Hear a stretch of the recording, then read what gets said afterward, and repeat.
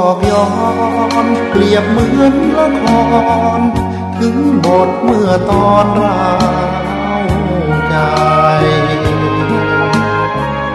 บทบาทลีลาแตกต่างกันไปถึงสูงเพียงใดต่างจบลงไปเหมือนกันเกิดมาต้องตายร่างกายผู้พังผู้คนเขาชันคิดยิ่งระวังไว้วันต่างเกิดกันมาร่วมโลกเดียวกันคือผิวช่างกันบ้างเหยียดหยามกันเหลือเกินสวัสดีครับท่านผู้ฟังที่เคารพครับนี่คือละครบทบาทบางตอนท่านผู้ฟังรับฟังรายการศึกษาพระพุทธศาสนาตามพระไตรปิฎกมีเสนอกับท่านผู้ฟังทุกวันอาทิตย์ตั้งแต่เวลา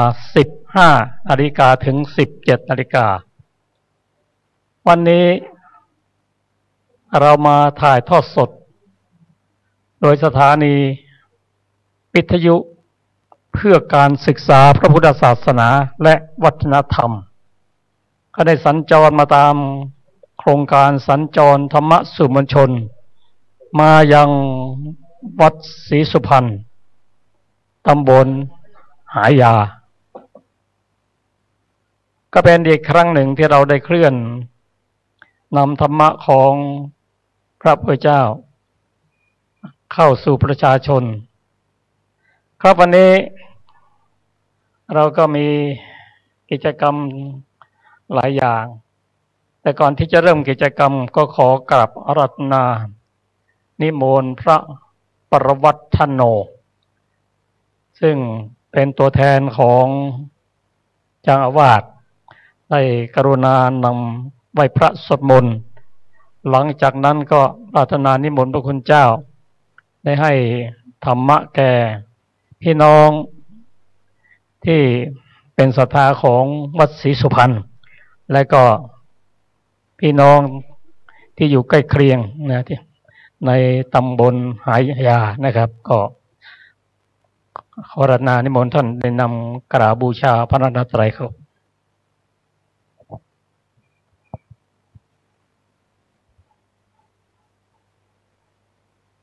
อะระหังสัมมาสัมพุทโธภะคะวา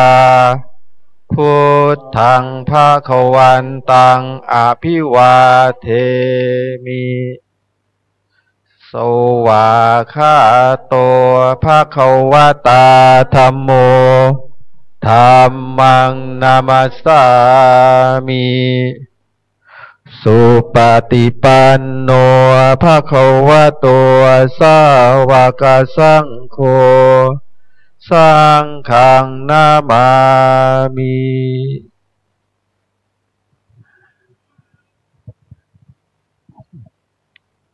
ก่อนอื่นก็ขอเจริญพร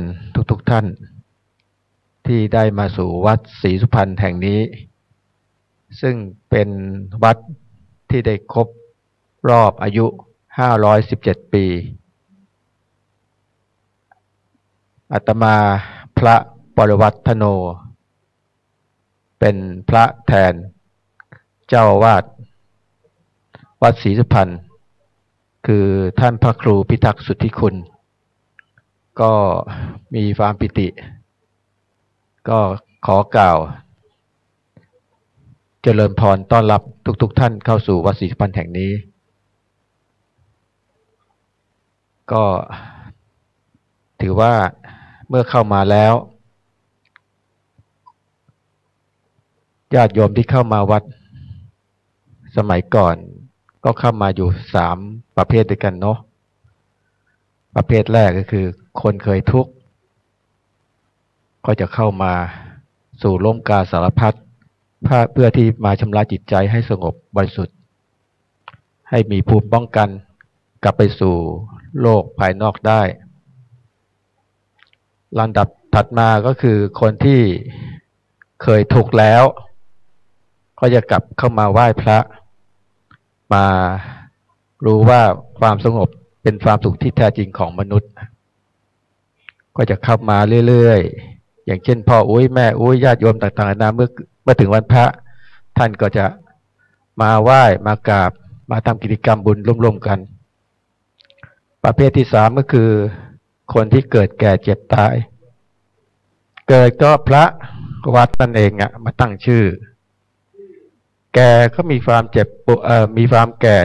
ก็อยากเข้ามาสู่ร่มบุญมาสร้างบุญสร้างกุศลเพื่อจะเป็นเสบียงบุญต่อไปใช้ในอนาคตในภพภูมิหน้า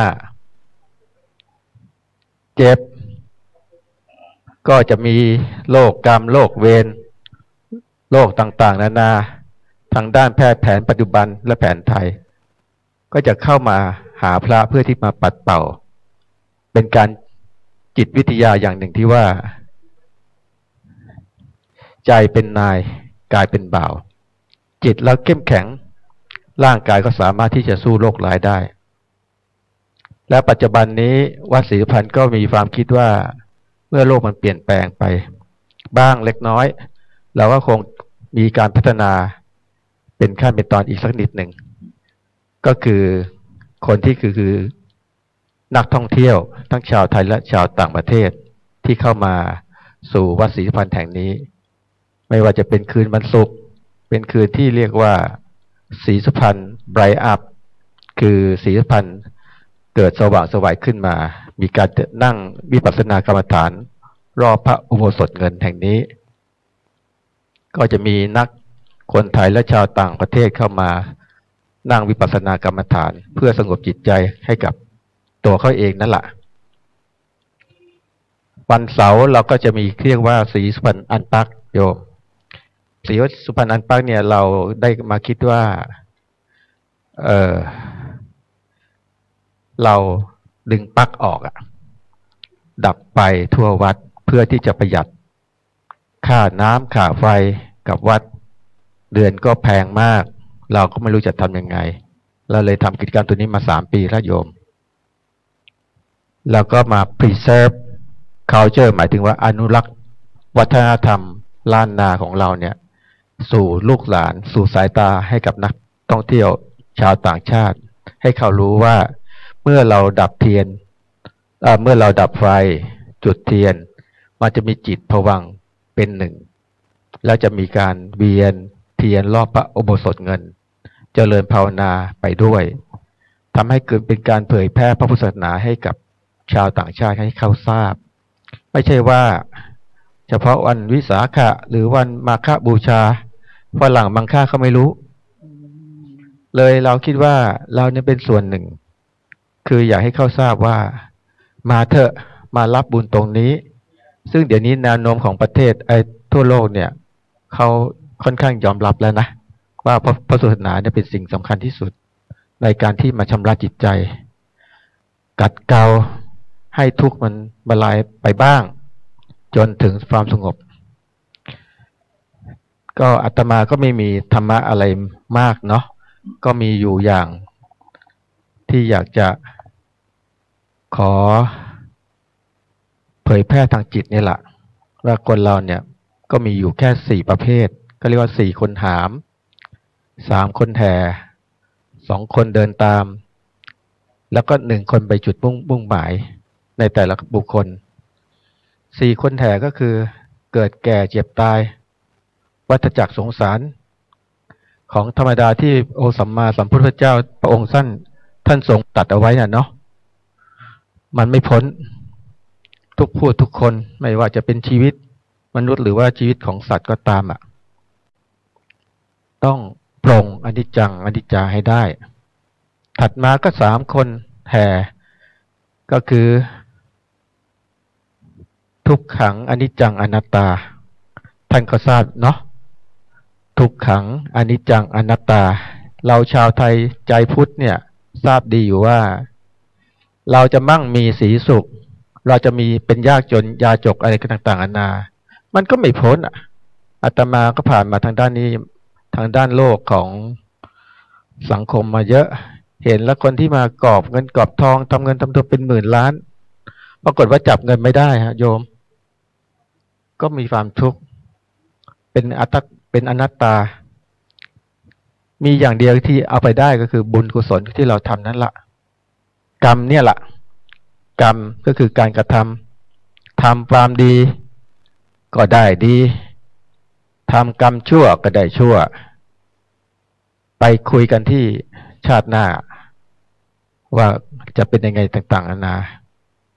พอหลังจากสองคนนำหน้านี่ก็คือคนที่ทำกรรมดีก็ไปสวรรค์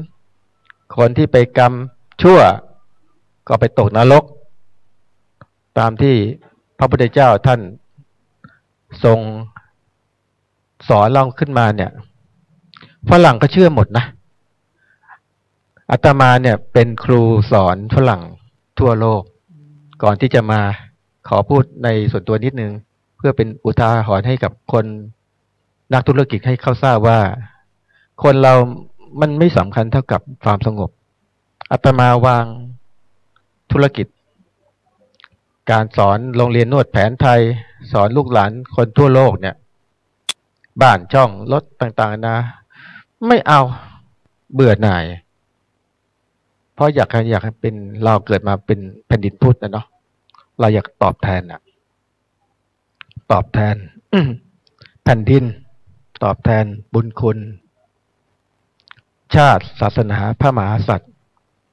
เราต้องจำกันให้แม่นชั่วลูกชั่วหลานนะคนสุดท้ายก็คือประตู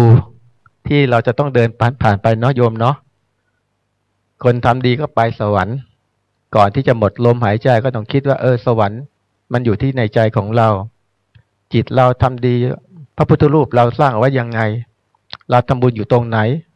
มันก็ไปสู่สวงสวรรค์คือจิตเราสงบจิตบางคนก็เคยทำกรรมมาทำเวรมาต่างๆนาพอเจ้าเวรเจ้ากรรมนายเวรเข้ามาเนี่ยเข้ามาออนไลน์นะสมัยนี้ก็คือเข้ามาปัจจุบันก็มาปรากฏให้เห็นก่อนที่จะตายจิตก็ฟุ้งซ่านไปสู่นรกนั่นนี่คือสัจธรรมที่พระครูพิทักษ์สุทธิคุณท่านสอนกับผมมานะครับผมเลยขอเขาเรียกว่าบรรยายสัจธรรมก็แล้วกันให้กับคุณรุ่นลูกรุ่นหลานเนี่ยให้เขาสืบสารปณิธานของความเป็นพุทธของเราตลอดไปสาธุ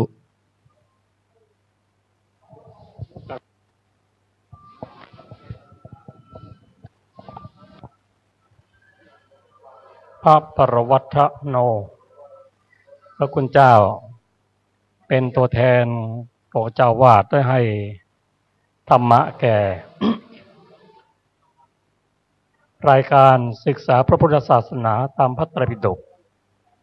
ข้าพเจ้าศรีสุพรรณนั้นนอกจากจะโด่งดังในเรื่องของอุโบสถเงินแล้วเป็นวัดที่สวยงามมีนักท่องเที่ยวต่างประเทศเวียนมาศึกษาหาความรู้แต่ที่สำคัญที่สุดก็คือวัดศรีสุพรรณนั้นยังเป็นที่อบรมปฏิบัติในด้านวิปัสสนากรรมฐานด้วยก็พระคุณเจ้าเป็นพระวิปัสสนาจารย์ก็ได้ตระเวนสั่งสอนชาวพุทธมาหลายประเทศแล้วแล้วก็อยากจะมาสักการถามว่าปัญหาในการเผยแผ่ให้แก่ประชาชนนั้นโดยเฉพาะชาวต่างประเทศนั้นมีปัญหา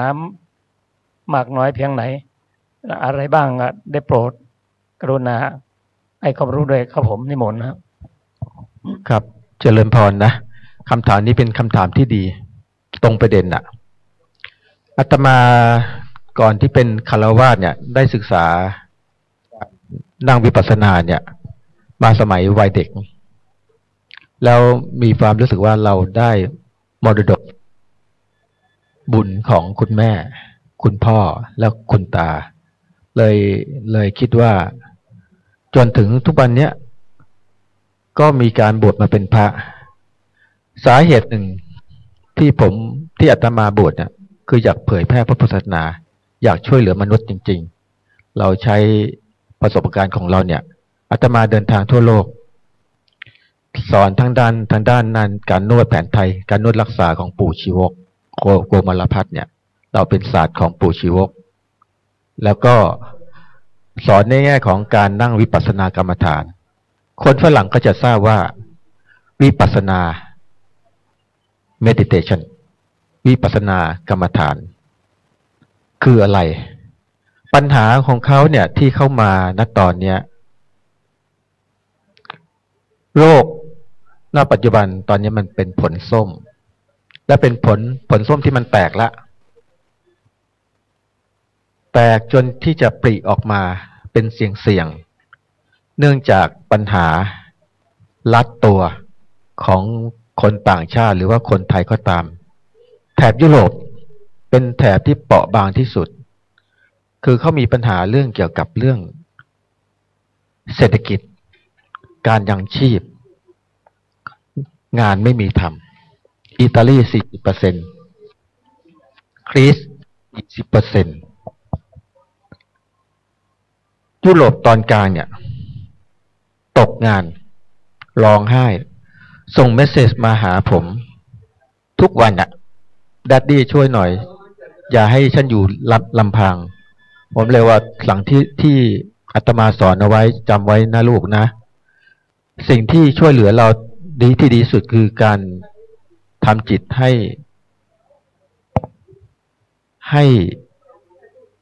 ้นิ่งอย่าทำจิตให้เหมือนกับลิงผมใช้ภาษาอังกฤษเขาเรียกว่า monkey mind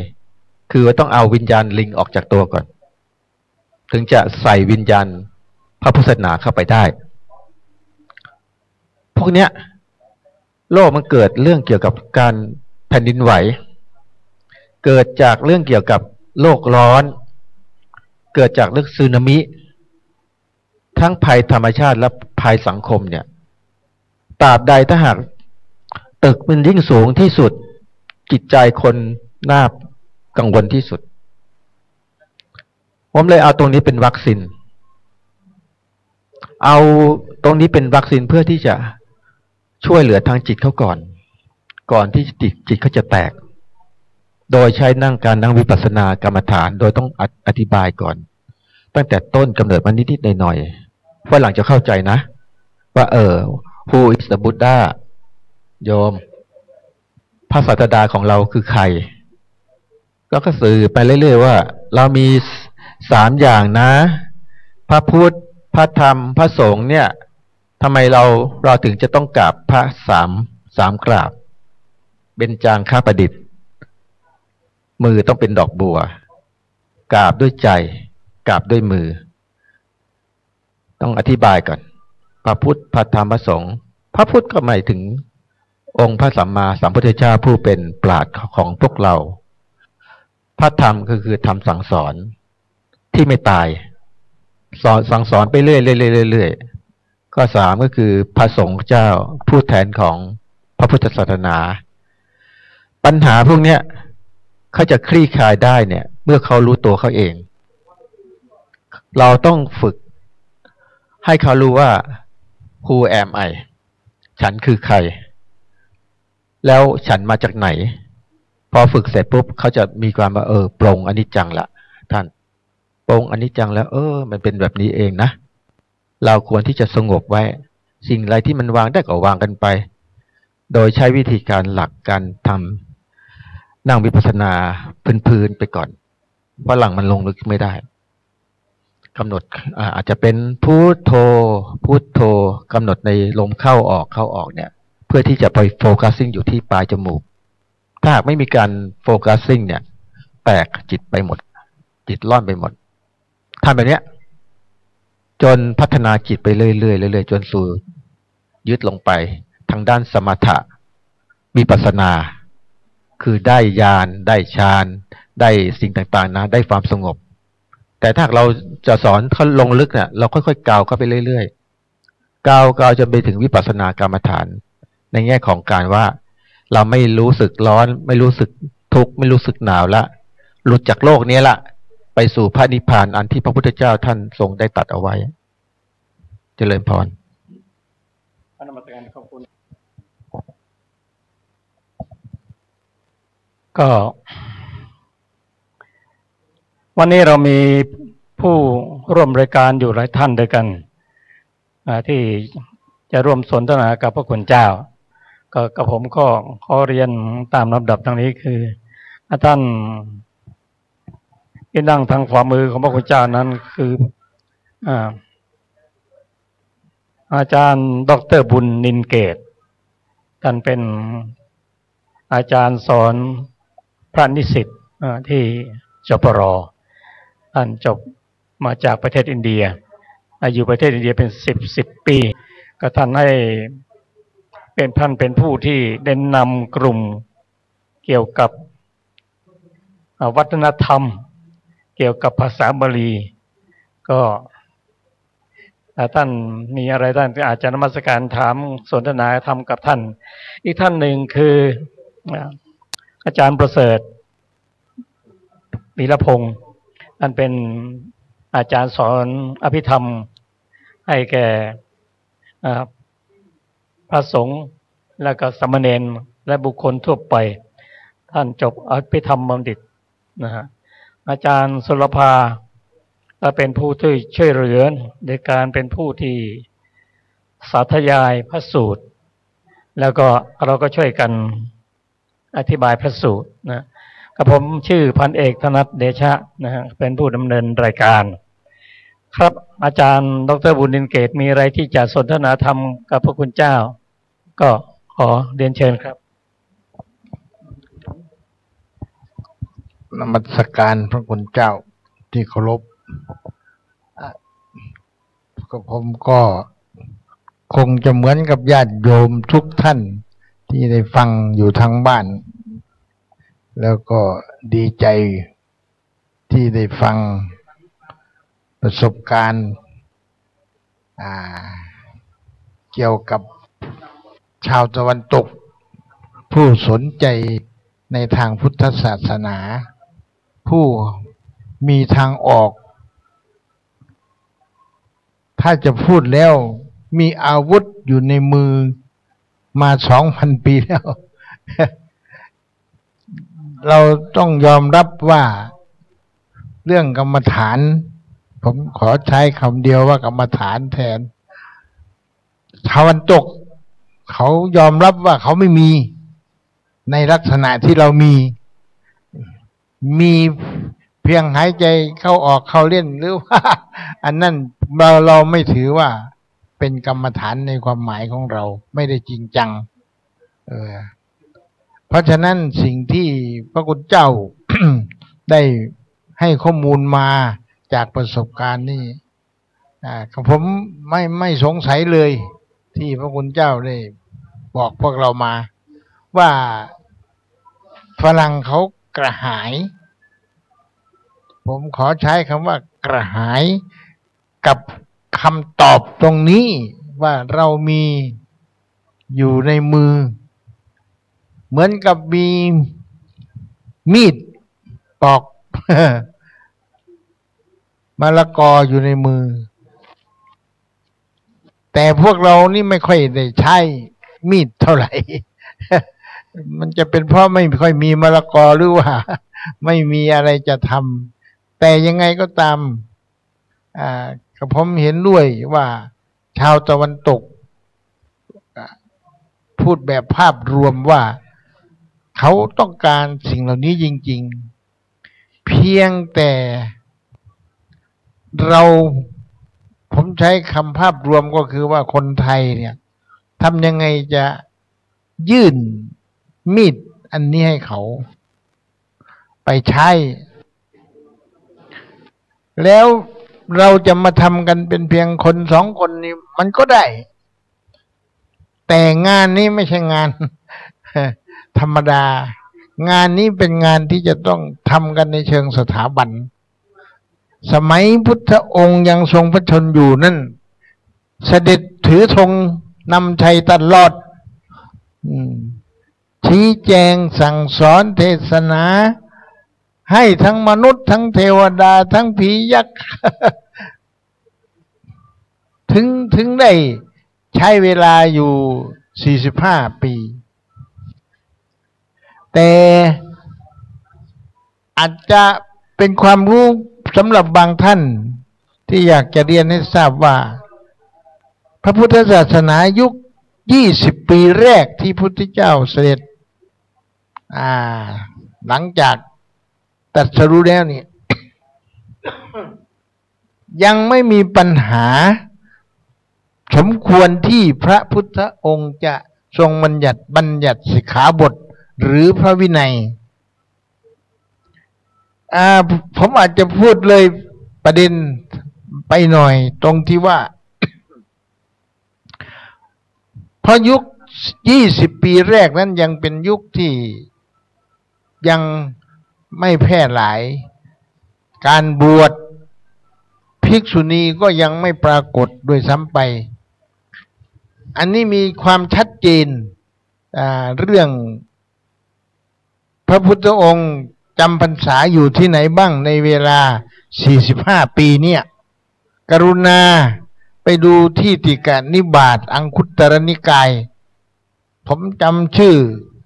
พระสูตรไม่ได้แต่ในพระสูตรอรรถกถานั่นอธิบายไว้ชัดมากว่าแต่ละปีอยู่ที่ไหนถ้าใครจะไปดูก็ขอให้ยึดเอกสารเป็นหลักก่อนอย่าเพิ่งไปวิเคราะห์วิจารณ์ว่าตรงนั้นผิดตรงนี้ถูกเพราะถ้าอย่างนั้นเราก็เถียงกันไม่รู้จักจบเอาความคิดไปใส่วิเคราะห์เองก็ถูกในลักษณะของวิวัฒนาการในแนวใหม่แต่เราไม่มีเอกสารที่มั่นคงหรือว่าเป็นหลักฐานที่ชัดเจนมากไปกว่าอรรถกถาจึงขออนุญาตเรียนไว้ตั้งแต่แรกโดยเฉพาะอย่างยิ่งลูกหลานที่เข้าไปดูหาความรู้เชิงพระไตรปิฎกหรือว่าอรรถกถาก็ตามนี่ก็ขอให้ยึดตามที่คัมภีร์ได้บอกไว้ชัดเจนอย่างนี้ไปก่อนประเด็นจะตามมาก็คือว่าถ้าจะพูดแล้ว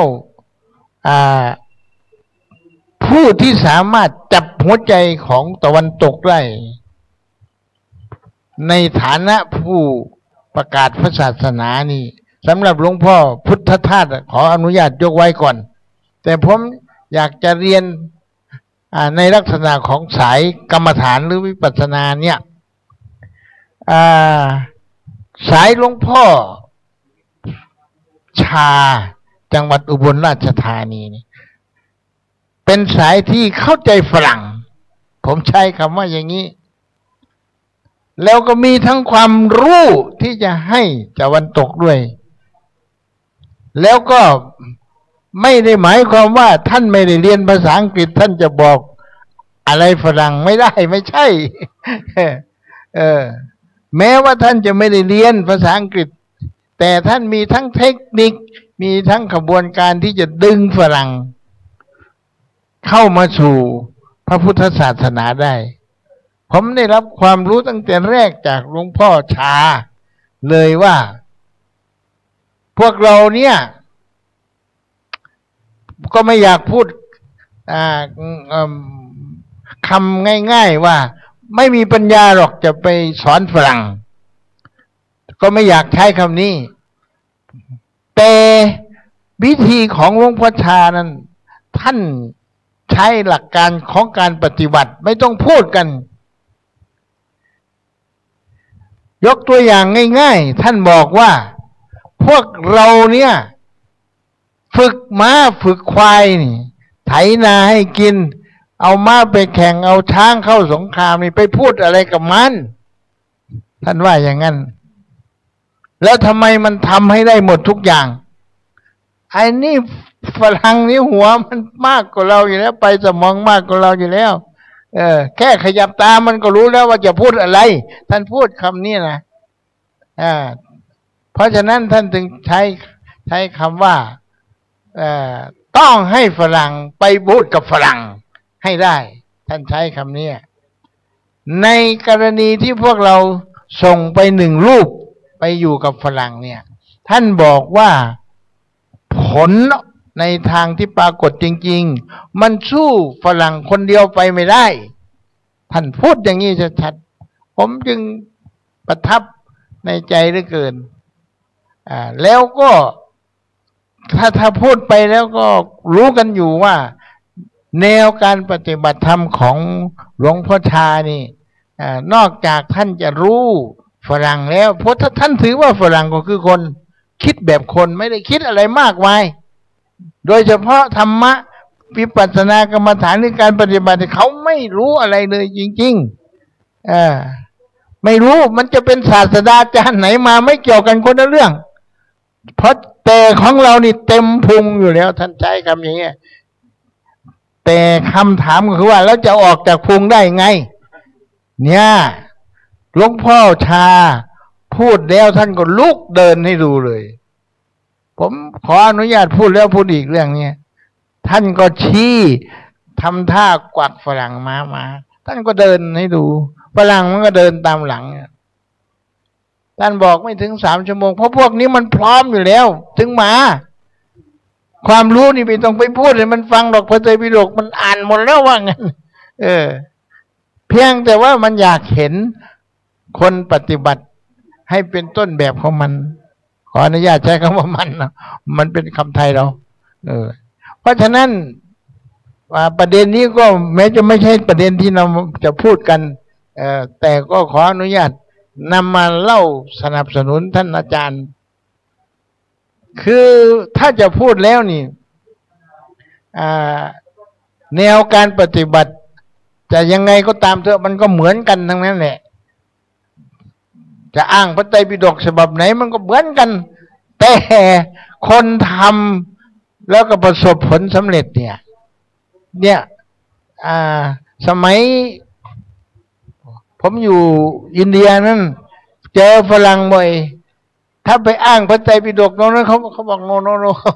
เขาไม่สนใจเขาบอกเขาอยากจะรู้ว่าใครคุณเป็นใครมอกไหนว่าอย่างนั้นก็ถามอย่างนั้นแหละจะไปอ้างพระไตรปิฎกอ้างวิสุทธิมรรคมันอ่านมาก่อนเราหมดแล้วก็เขามีก่อนเราอีกพูดง่ายๆภาษาของวิสุทธิมรรคที่เป็นภาษาอังกฤษนี่เขามีก่อนเราอีกเป็นภาษาไทยเนี่ยเราแพ้เขาอยู่ตรงนี้ดังนั้นผลนั้นผมถึงมาดีใจที่ได้เจอพระคุณเจ้าเนี่ยนะครับว่าขอให้อายุมั่นขวัญยืนร่างกายแข็งแรงแล้วก็เป็นธงชัยของเราต่อไป ขอบคุณครับนิมนต์เสริมหน่อยเจริญพรนะครับ ก็อาตมาก็ชื่นใจไม่คิดว่าวันนี้จะมีมาบุญจัดสรรจริงๆนะเนี่ยที่ได้ฟังปราชญ์ทุกท่านพูดก็อาตมาก็เคยเข้าไปกราบวัดหนองป่าพงหลวงปู่ชาที่อุบลราชธานีสมัยที่ปฏิบัติงานไปสร้างรีสอร์ทที่วารินชำราบเมื่อสมัยก่อนเนาะผมตรงไปที่วัดหนองป่าพง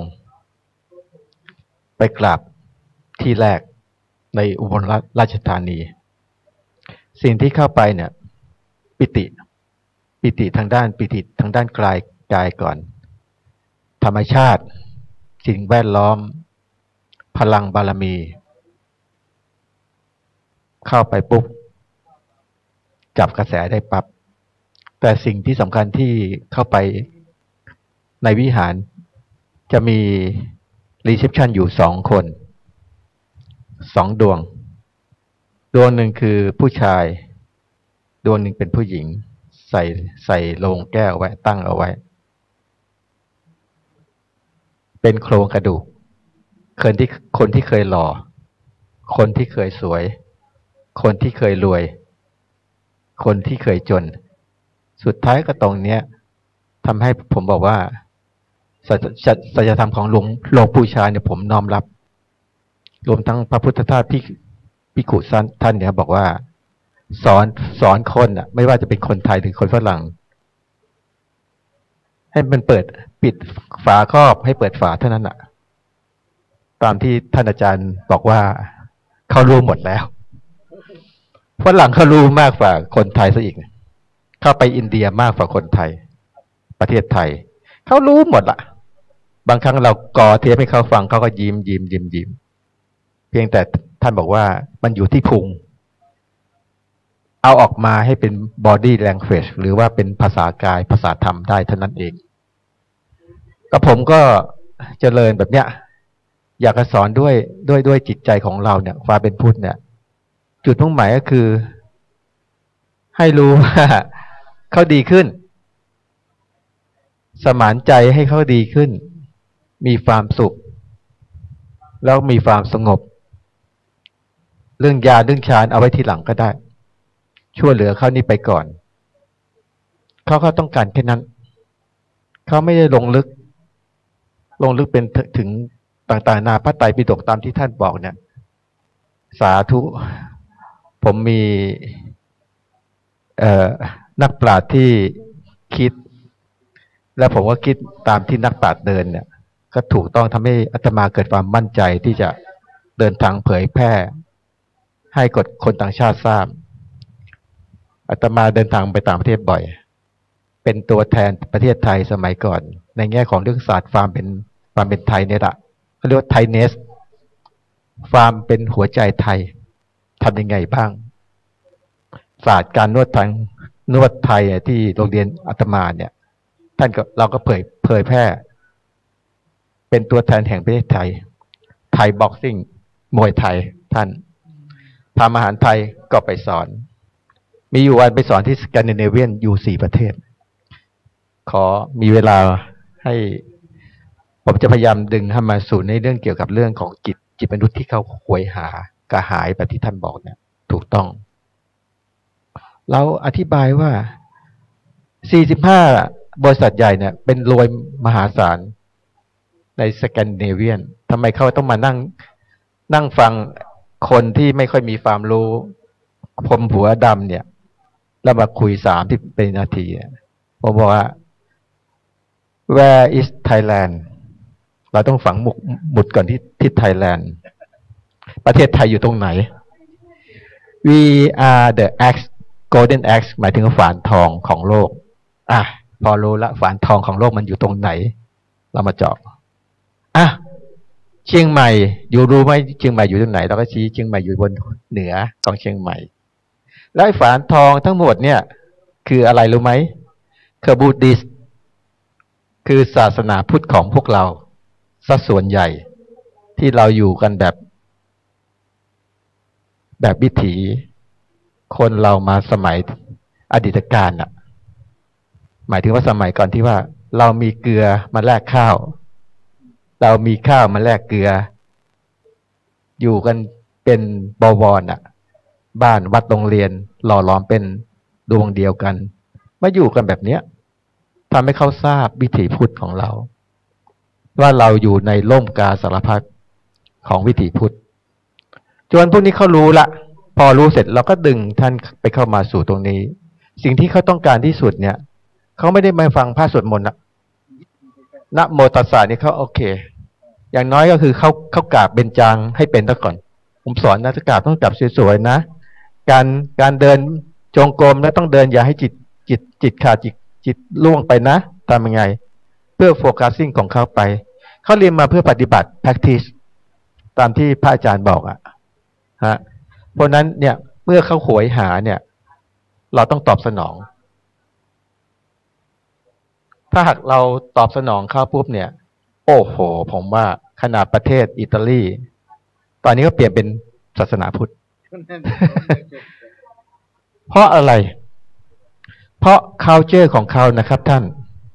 เขาเกิดมาเพื่อที่เกิดอายุ18 ปี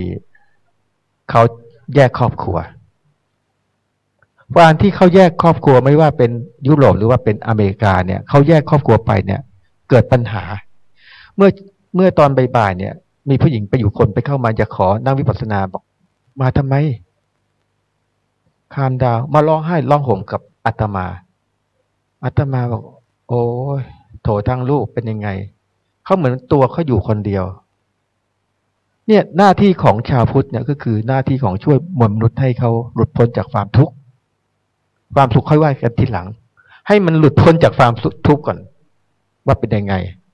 พอนั่งคุยเขาเกิดยิ้มแย้มแจ่มใสไปขึ้นมาพ่อแม่แยกกันตั้งแต่17-18หนูไม่ได้อยู่ที่บ้านไม่มีใครดูแลเกิดว่าเวอาเบกันตอนเนี้ยลาขึ้นประเทศเนื่องจากเมื่อสอนว่าวันนี้ขึ้นไปลูกต้องสู้เรียนสู้แข่งสู้ให้เกิดเป็นฮีโร่ขึ้นมาระยะ18 ปีแยกบ้านพอแยกบ้านท่านเห็นมโนภาพแล้วไม่เหมือนวิถีของความเป็นไทยของเราซึ่งพ่อแม่พี่น้องเวลากินข้าวเขากินหน้ารวมๆกันน่ะมีกินเราก็กินไม่มีกินเราก็อดด้วยกันแต่เขาไม่เขาอดก็อึดอดตายไปเลยอันนี้คือเป็นการที่ว่าเขาโหยหาที่ท่านบอกเราคือหน้าที่สนองคือเปิดเรียกว่าเส้นทางแห่งความดับทุกข์ซะก่อนนะอันนี้อาตมาจะอธิบายยาวก็อยากให้ท่านทราบว่าต่อคำพูดของท่านอาจารย์บอกว่ากระหายเราก็ต้องให้เขาดื่มน้ำแล้วจิตเขาจะมีความสุขต่อไปเจริญพรท่านผู้ฟังทางบ้านครับขณะนี้เรากำลังสนทนากรรมเกี่ยวกับเรื่องการปฏิบัติในทางพุทธศาสนาคิดโดยเฉพาะชีวิตประจำวัน ก็เชิญอาจารย์ประเสริฐพิรวงศ์มีอะไรจะสนทนากับพระคุณเจ้าก็เชิญครับก็นมัสการพระคุณเจ้าที่อยู่ทางบ้านแล้วก็ที่อยู่ในรายการนะครับเราขอสวัสดีท่านผู้ฟังที่เคารพทุกท่านวันนี้เราก็มาสนทนาธรรมที่วัดศรีสุพรรณนะครับซึ่งจะพูดถึงในเรื่องของวิปัสสนาแต่การที่เราจะพูดถึงเรื่องของวิปัสสนาเนี่ยถ้าพูดมันเป็นเรื่องของทางจิตใจนะครับแต่ก่อนที่เราจะพูดเนี่ยเราต้องเข้าใจก่อนว่าคำว่ากรรมฐานวิปัสสนากรรมฐานหรือว่ากรรมฐานคำว่ากรรมฐานคำเดียวเนี่ยมันก็สามารถที่จะบ่งบอกได้ถึงสมถกรรมฐานด้วยนะครับวิปัสสนากรรมฐานด้วยนะครับขึ้นอยู่กับว่าเราจะพูดในเรื่องไหนนะแต่ถ้าเราพูดในเรื่องของสมถกรรมฐานเนี่ยก็พูดถึงในเรื่องของจิตใจนะครับพูดถึงในเรื่องของจิตใจการทำให้จิตเนี่ยมีความสงบนะมีความสงบระงับจากกิเลสทั้งหลายนะจากนิวรณ์นะจากความฟุ้งซ่านจากความรำคาญใจทั้งหลายให้เกิดเป็นเขาเรียกว่าสมาธิเป็นเอกคตานะครับเป็นสมาธิอันนี้ก็เรื่องเน้นไปในเรื่องของด้านจิตใจให้เกิดความสงบนะครับส่วนเรื่องที่สองก็คือเรื่องของวิปัสสนานะครับวิปัสสนาเนี่ยเป็นประเภทที่ปฏิบัติเพื่อให้รู้แจ้งเห็นจริงนะครับตามคำจำกัดความของวิปัสสนามีอยู่สองในนะครับในที่หนึ่งก็พูดถึงว่า การวิเนี่ยมันหมายถึงว่าวิเศษนะวิเศษหรือพิเศษหรือวิเศษนะปัสสนาก็แปลว่าปัญญานะครับก็คือปัญญาที่รู้แจ้งเห็นจริงนะครับสภาวะธรรมที่มาปรากฏทางไหนก็มีทางตานะปรากฏทางตาทางหูทางจมูกทางลิ้นทางกายแล้วก็ทางใจนะครับมันมีแค่6ทางนะครับที่เราจะรู้ได้นะครับที่วิญญาณของบุคคลเราเนี่ยจะรู้ได้ก็มีแค่6ทางเพราะฉะนั้นอารมณ์ที่มาปรากฏทางนี้เนี่ยนะครับก็จะทำให้ มื่อเรารู้แจ้งแล้วนะเมื่อเรารู้แจ้งอารมณ์เหล่านี้เนี่ยนะครับรู้แจ้งไปอย่างไรนะครับเขาบอกว่ารู้แจ้งเพื่อให้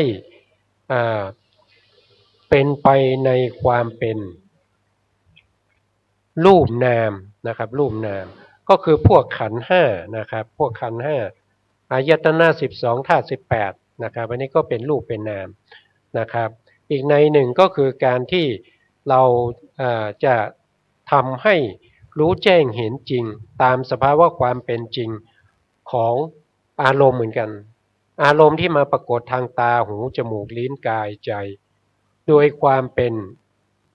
อนิจจังทุกขังอนัตตาแล้วก็ยังมีต่ออสุภะนะครับมีอสุภะต่อด้วยนะครับเพราะว่าการที่เราปฏิบัติธรรมเนี่ยนะครับก็จะเห็นสภาวะของรูปเนี่ยมันเป็นอสุภะเป็นอสุภะไม่ใช่สุภะอสุภะก็คือเรื่องของปฏิกูลทั้งหลายความสกปรกทั้งหลายแต่มาเนื่องเกี่ยวด้วยรูปธรรมนะครับเพราะฉะนั้นถ้าเราไม่รู้แจ้งในเรื่องของรูปนามโดยความเป็นอนิจจังทุกขังอนัตตาแล้วก็อสุภะหรือว่าไม่รู้แจ้งในเรื่องของรูปนามในความเป็นรูปเป็นนามตามที่เขาเป็นนะครับอย่างนี้ก็ไม่สามารถที่จะปฏิบัติให้ได้มาซึ่งคุณวิเศษนะครับที่เราเรียกว่านะครับปฏิบัติเพื่ออะไรเพื่อโสดาปัตติมรรคอย่างเงี้ยนะครับถ้าใครปฏิบัติแล้วไม่รู้ว่าตัวเองเนี่ยปฏิบัติวิปัสสนาหรือว่าปฏิบัติสมถะบางคนปฏิบัติสมถะก็หาว่าปฏิบัติวิปัสสนาบางคนปฏิบัติวิปัสสนาก็เข้าใจว่าตัวเองปฏิบัติสมถะนะครับซึ่งความชัดเจนในเรื่องของการปฏิบัติในเรื่องของสมถะกับวิปัสสนาเนี่ยจะต้องเข้าใจนะครับจะต้องเข้าใจให้รู้แจ้งเห็นจริงตามที่พระพุทธองค์ทรงแสดงเอาไว้นะครับแต่ถามว่าเวลาเราปฏิบัติเนี่ยเราจะปฏิบัติเฉพาะสมถะหรือวิปัสสนาได้ไหมก็ตอบว่าได้นะครับแต่พูดถึงสมถะเนี่ยทำให้จิตสงบเนี่ยมีมาก่อนพุทธกาลนะครับมีมาก่อนพระพุทธเจ้าที่จะอุบัตินะครับเมื่อมีมาก่อนเนี่ยคนในยุคนั้นน่ะทำไมไม่มีใครได้หลุดพ้นจากสังสารวัฏนั่นก็แสดงว่าวิธีปฏิบัติของสมถะเนี่ยไม่สามารถเข้าถึงความเป็นอนิจจังทุกขังอนัตตาอสุภะแล้วก็ทำให้สิ้นภพชาติไม่ต้องมาเกิดไม่ต้องมาเวียนว่ายตายเกิดการเวียนว่ายตายเกิดบ่อยๆเนี่ยมันเป็นทุกข์มันเป็นทุกข์พระพุทธองค์ตรัสไว้ว่าเป็นทุกข์นะครับเพราะฉะนั้นเราต้องเข้าใจว่าเราปฏิบัติอะไรนะเมื่อเราปฏิบัติอะไรเนี่ยมันจะเกื้อหนุนกันได้ไหมก็ตอบว่าได้นะครับไอตัวสมาธิเนี่ยหรือสมถะเนี่ยเป็นตัวเกื้อหนุนให้วิปัสสนาแต่ว่าสมถะเนี่ยนะครับมันมีระดับของความแรงความตั้งมั่นของจิตเนี่ยนะครับไม่เหมือนกันนะจะเป็นคณิกาสมาธิหรือว่าจะเป็นอุปจารสมาธิหรือว่าอัปปนาสมาธินะครับเพราะฉะนั้นเราต้องรู้ว่าไอ้ที่จะเอาไปเกื้อหนุนวิปัสสนาเนี่ยเขาใช้สมาธิระดับไหนนะครับสมาธิที่นำไปใช้ในเรื่องของวิปัสสนาเนี่ยเขาใช้เฉพาะอันดับแรกถ้าปฏิบัติวิปัสสนาโดยตรงไม่ผ่านสมถะเนี่ยเขาใช้คณิกะสมาธินะครับคณิกะสมาธิที่ใช้เนี่ยนะครับถ้าเราไม่สามารถที่จะปฏิบัติให้ติดต่อเนื่องนะครับเขาเรียกว่าเป็นเส้นได้เลยติดต่อเนื่องไม่มีอารมณ์อื่นมาแทรกเลยมีการรู้รูปนามตามสภาวะความเป็นจริงติดต่อกันตั้งแต่เช้าจนเย็นนะครับแล้วถึงตอนหลับตื่นมาก็เอาอีกมันก็จะเป็นอยู่อย่างนี้นะครับถ้าได้ในลักษณะนี้เนี่ยวิธีการฝึกของเราเนี่ยตัวสมาธิที่อยู่ในวิปัสสนาเนี่ยที่เราเรียกว่าเป็นคณิกะสมาธิเนี่ยที่ใช้ในวิปัสสนาโดยตรงนะมันจะมีกำลังแรง มีกำลังเนี่ยมากขึ้นถ้าเราฝึกติดต่อกันนะครับติดต่อกันเหมือนเส้นได้ไม่มีการขาดตอนนะครับไม่เหมือนกับการที่เขามีข้อเปรียบเทียบว่าไม่เหมือนกับกิ้งก่านะครับพอวิ่งไปแล้วก็ยกหัวขึ้นมาประกบ2-3 ทีนะครับแล้วก็วิ่งต่อนะครับถ้าอย่างนี้เนี่ยตัวสมาธิที่อยู่ในวิปัสสนาเนี่ยมันไม่มีกำลังนะกำลังมันไม่ถึงอุปจารสมาธิเพราะฉะนั้นกำลังไม่ถึงอุปจารสมาธิก็ไม่สามารถที่จะเข้าถึงญาณได้นะครับเข้าถึงญาณแรกเขาเรียกว่านามรูปปริเฉทญาณเนี่ยไม่สามารถเข้าได้เราเห็นก็เห็นไปแต่เห็นแล้วขาดเห็นแล้วก็ขาดเป็นตอนเป็นตอนเห็นบ้างขาดบ้างเห็นบ้างขาดบ้างนะครับนอกจากบุคคลที่เขามีเขาเรียกว่ามีบุญบารมีอย่างเช่นในพระสูตรก็พูดถึงในเรื่องของพระพาหิยะนะครับพาหิยะเนี่ยเขาสะสมบารมีมามากนะครับแล้วเขาจะเป็นบุคคลที่บรรลุธรรมได้เร็วกว่าบุคคลอื่นนะครับถ้าใครสะสมบารมีมามากนะครับก็ไม่จำเป็นที่ต้องมาเดินจงกรมนั่งสมาธินะครับแค่ฟังธรรมก็รู้ได้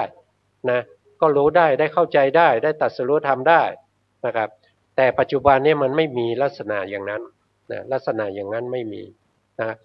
ปัจจุบันนี้ต้องมานั่งสมาธิต้องมาเดินจงกรมต้องกำหนดอารมณ์ให้ถูกต้องนะครับอารมณ์ที่เรากำหนดนะเป็นรูปหรือเป็นนามนะครับเราก็ต้องกำหนดแต่รูปนามที่เรากำหนดเนี่ยเราไม่ใช่ไปกำหนดเอาตัวรูปร่างนะครับรูปร่างสันฐานอย่างเช่นเราเดินจงกรมเนี่ยเรายกเท้าซ้ายเราก็เห็นเท้าของเราย่างไปอย่างเงี้ยไม่ถูกนะครับเพราะว่าอะไรก็เพราะว่าเห็นรูปร่างสันฐานเนี่ยมันเป็นบัญญัติมันเป็นคณะเป็นตัวเป็นกลุ่มเป็นก้อนเห็นเป็นเท้าเนี่ยไม่ถูกนะครับเพราะว่าเข้าไม่ถึงสภาวะของความเป็นรูปความเป็นรูปที่เราจะเข้าถึงได้เนี่ยเขาบอกว่าลักขณาธิจตุกะของรูปเนี่ยมีอยู่4อย่างนะครับหนึ่งก็คือมีลักษณะของความเป็นรูปเนี่ยคือมีความสลายไปเป็นลักษณะนะครับกิจเขาคืออะไรกิจเขาก็คือเวลาเขาเกิดขึ้นกิจเขาก็คือการแยกจากกันเป็นกิจนะครับแยกจากกันเป็นกิจนะแล้วก็อาการที่ปรากฏให้เรารู้ได้เนี่ยเรารู้ได้เนี่ยก็คือลักษณะที่เราพูดถึงของรูป28ที่เราเรียกว่าวิเศษลักษณะนะครับเช่นถ้าเราพูดถึงในเรื่องของธาตุอย่างเช่นร่างกายเราประกอบด้วยธาตุหลายธาตุแต่โดยเฉพาะที่เราพูดกันเนี่ยเอาแค่4ธาตุก็คือดินน้ำลมไฟนะครับเมื่อเรายกเท้าเนี่ยเราจะรู้สึกถึงว่า1ก็คืออาการเบาที่มันถึงยกขึ้นได้2ก็รู้สึกถึงอาการหย่อนอาการหย่อนนี่คืออะไรก็คือธาตุลมอาการเบาคืออะไรก็คือธาตุดินนะครับเมื่อดินมันความหนักมันน้อยลงมันก็เบานะมันก็เบานะครับอันนี้ก็เป็นลักษณะที่เราจะต้องรู้นะครับแล้วก็ธาตุลมที่เวลาเราเดินมันจะรู้สึกเหนียวเวลามันมีเหงื่อหรือว่ามันเดินบนกระเบื้องมันก็รู้สึกเย็นๆอันนี้ก็เป็นลักษณะของธาตุทั้ง4ที่มาประกอบอยู่ในตัวเรานะครับก็รู้ลักษณะอย่างนี้ติดต่อกันไปนะครับอันนี้คือความจริงนะครับยกตัวอย่างเช่นนะคำว่าความเย็นเนี่ยโดยสภาวะลักษณะเนี่ยไม่ว่าคุณจะอยู่ที่ไหนในโลกไม่ว่าคุณจะเป็นใครก็ตามไม่ว่าคุณจะเป็นชาวประเทศไหนก็ตามนะครับไม่ว่าคุณจะเป็นศาสนาไหนก็ตามความเย็นเนี่ยมันรับได้ด้วยกายนะกายแยกประสาทเนี่ยนะเมื่อเราไปถูกพบมันก็จะรู้สึกว่าเย็นอันนั้นน่ะคือความเย็นลักษณะตรงนั้นน่ะมันคือลักษณะของธาตุไฟนะครับธาตุไฟเนี่ยมันมีเย็นกับร้อนนะครับคือเราต้องรู้อย่างนี้นะแล้วก็ต้องรู้ติดต่อกันไปเรื่อยๆนะครับ ไม่มีการขาดตอนนะครับจนในที่สุดสมาธิที่เราพูดถึงเนี่ยคณิกาสมาธิที่กำหนดความเย็นความร้อนความหย่อนความตึงนะครับได้ยินหนอเห็นหนออะไรพวกเนี้ยที่มันติดต่อกันเนี่ยเมื่อมันติดต่อกันกำลังของคณิกาสมาธิก็จะมีกำลังมากขึ้นเมื่อมีกำลังมากขึ้นก็เทียบเท่ากับกำลังของอุปจารสมาธินะครับถ้าเทียบเท่าอุปจารสมาธิท่านก็จะเห็นความจริงความจริงก็จะปรากฏให้เราเห็นได้ว่าอันนี้คือรูปคือนาม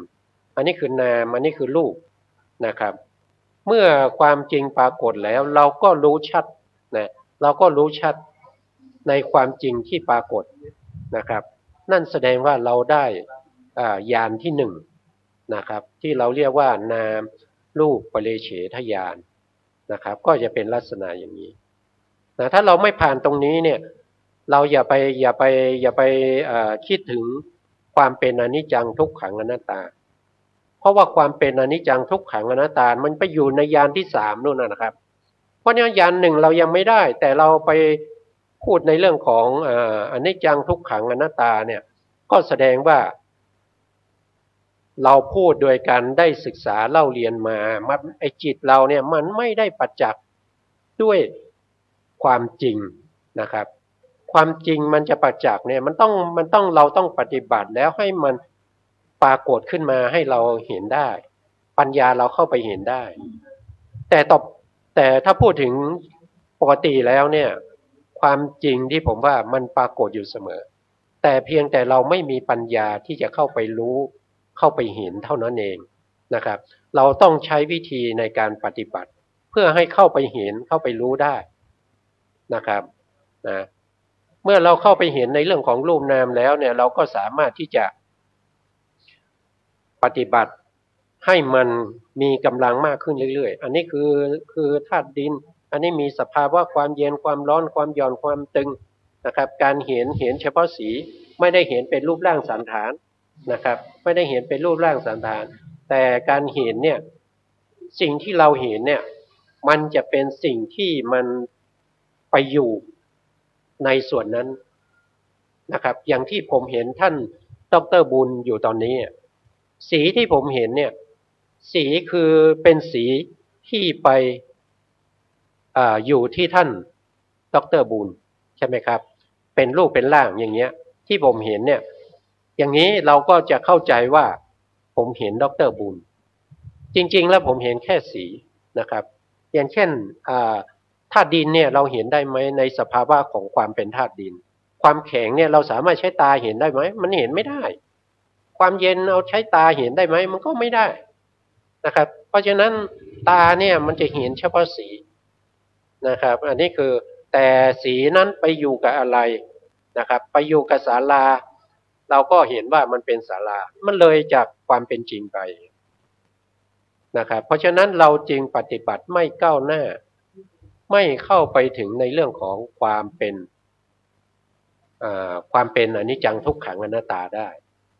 นะครับเพราะว่าญาณที่สามนู่นนะครับอาการของการเกิดขึ้นตั้งอยู่ดับไปมันจะปรากฏเขาเรียกว่าสัมมสนญาณนะครับต้องไปเห็นตรงนู้นแต่ครั้งแรกนี้ต้องเห็นรูปนามก่อนอะไรไปเห็นรูปนามก็คือจิตของเราที่เห็นรูปนามนะเขาเรียกว่ามหากุศลนะมหากุศลที่ประกอบด้วยปัญญาเรียกว่ามหากุศลญาณสัมปยุตนะครับที่ไปเห็นนะครับแต่ถ้าเป็นอย่างทุกวันนี้เราเดินไปเดินมาที่เราเห็นศาลาเห็นส่วนใหญ่มันจะเป็นอกุศลนะอกุศลจิตนะที่ไปเห็นนะมันไม่ใช่มหากุศลประเภทที่เป็นญาณสัมปยุตนะครับบางทีเราก็เห็นด้วยมหากุศลประเภทที่ไม่มีปัญญาประกอบเรียกว่าญาณวิปยุตนะครับมาเบื้องต้นนะครับจนในที่สุดกลายเป็นจิตประเภทที่เป็นปัญญามันก็จะทำให้เราเนี่ยมีหนึ่งก็คือมีความสงบความสงบนี้เป็นความสงบในเรื่องของวิปัสสนานะครับเพราะฉะนั้นถ้าเราพูดถึงในเรื่องของความสงบเนี่ยเราจะไม่ลืมคำว่าฌานเพราะว่าฌานนี่คือความสงบคือ คืออัปปนาสมาธินะครับฌานนี่มีสองอย่างนะครับฌานที่เป็นโลกิยะกับฌานที่เป็นโลกุตระถ้าใครปฏิบัติวิปัสสนาเมื่อสำเร็จเป็นโสดาบันก็จะได้ฌานด้วยแต่เป็นฌานประเภทที่เป็นโลกุตระนะครับที่เราเรียกว่าการเข้าพละสมาบัตินะครับส่วนบุคคลที่ทำเรื่องของสมถะเนี่ยนะครับทำเรื่องของสมถะอยู่เรื่อยๆเนี่ยจนได้ฌานเนี่ยเราเรียกว่าฌานสมาบัติไม่ใช่พละสมาบัติเป็นฌานสมาบัตินะครับไม่เหมือนกันนะครับบางคนอาจจะเข้าใจว่าเมื่อเราปฏิบัติทำให้จิตสงบเนี่ยเข้าไปเรื่อยๆเนี่ยเราตรัสรู้เป็นพระโสดาบันเนี่ยจะได้ฌานนะครับจะได้ฌานที่เป็นโลกียะนะครับก็จะตอบว่าโดยตรงแล้วไม่ได้นะครับแต่มันจะได้เป็นบางคนประเภทที่บุคคลที่เขาสร้างบารมีมาแต่เดิมนะเขาฟังธรรมจากพระพุทธองค์เนี่ย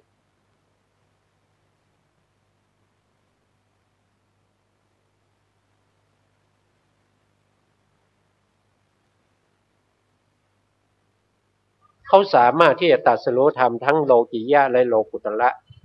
นะครับแล้วก็ได้อภิญญา6นะครับได้วิโมกข์8อย่างเงี้ยนะครับสัมมา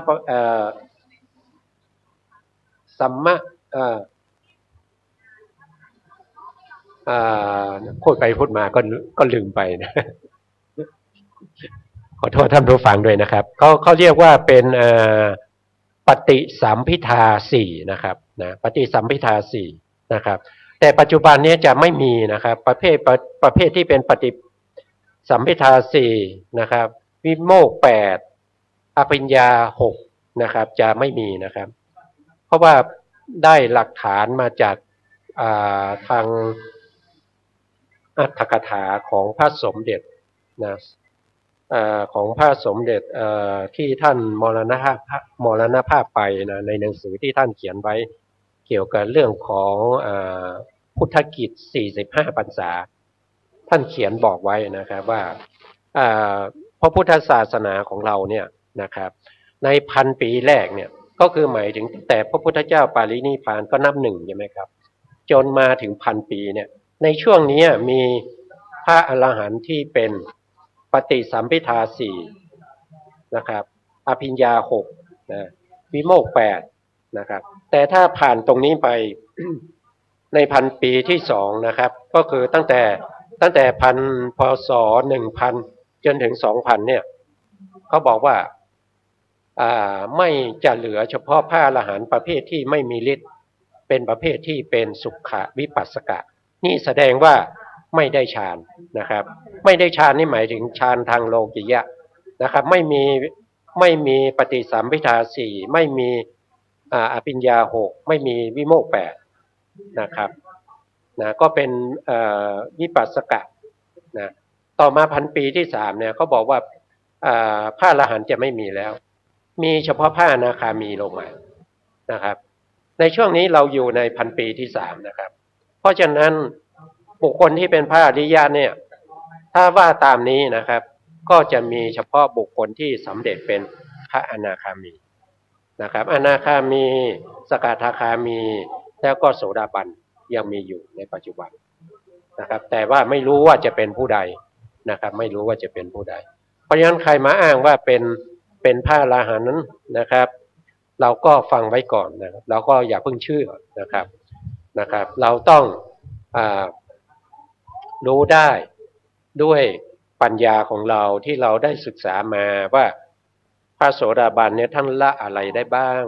นะครับสกทาคามีเนี่ยมีอุปนิสัยเป็นยังไงพระอนาคามีเป็นอย่างไรนะและพระอรหันต์เป็นอย่างไรนะครับเราก็ไปอยู่กับท่าน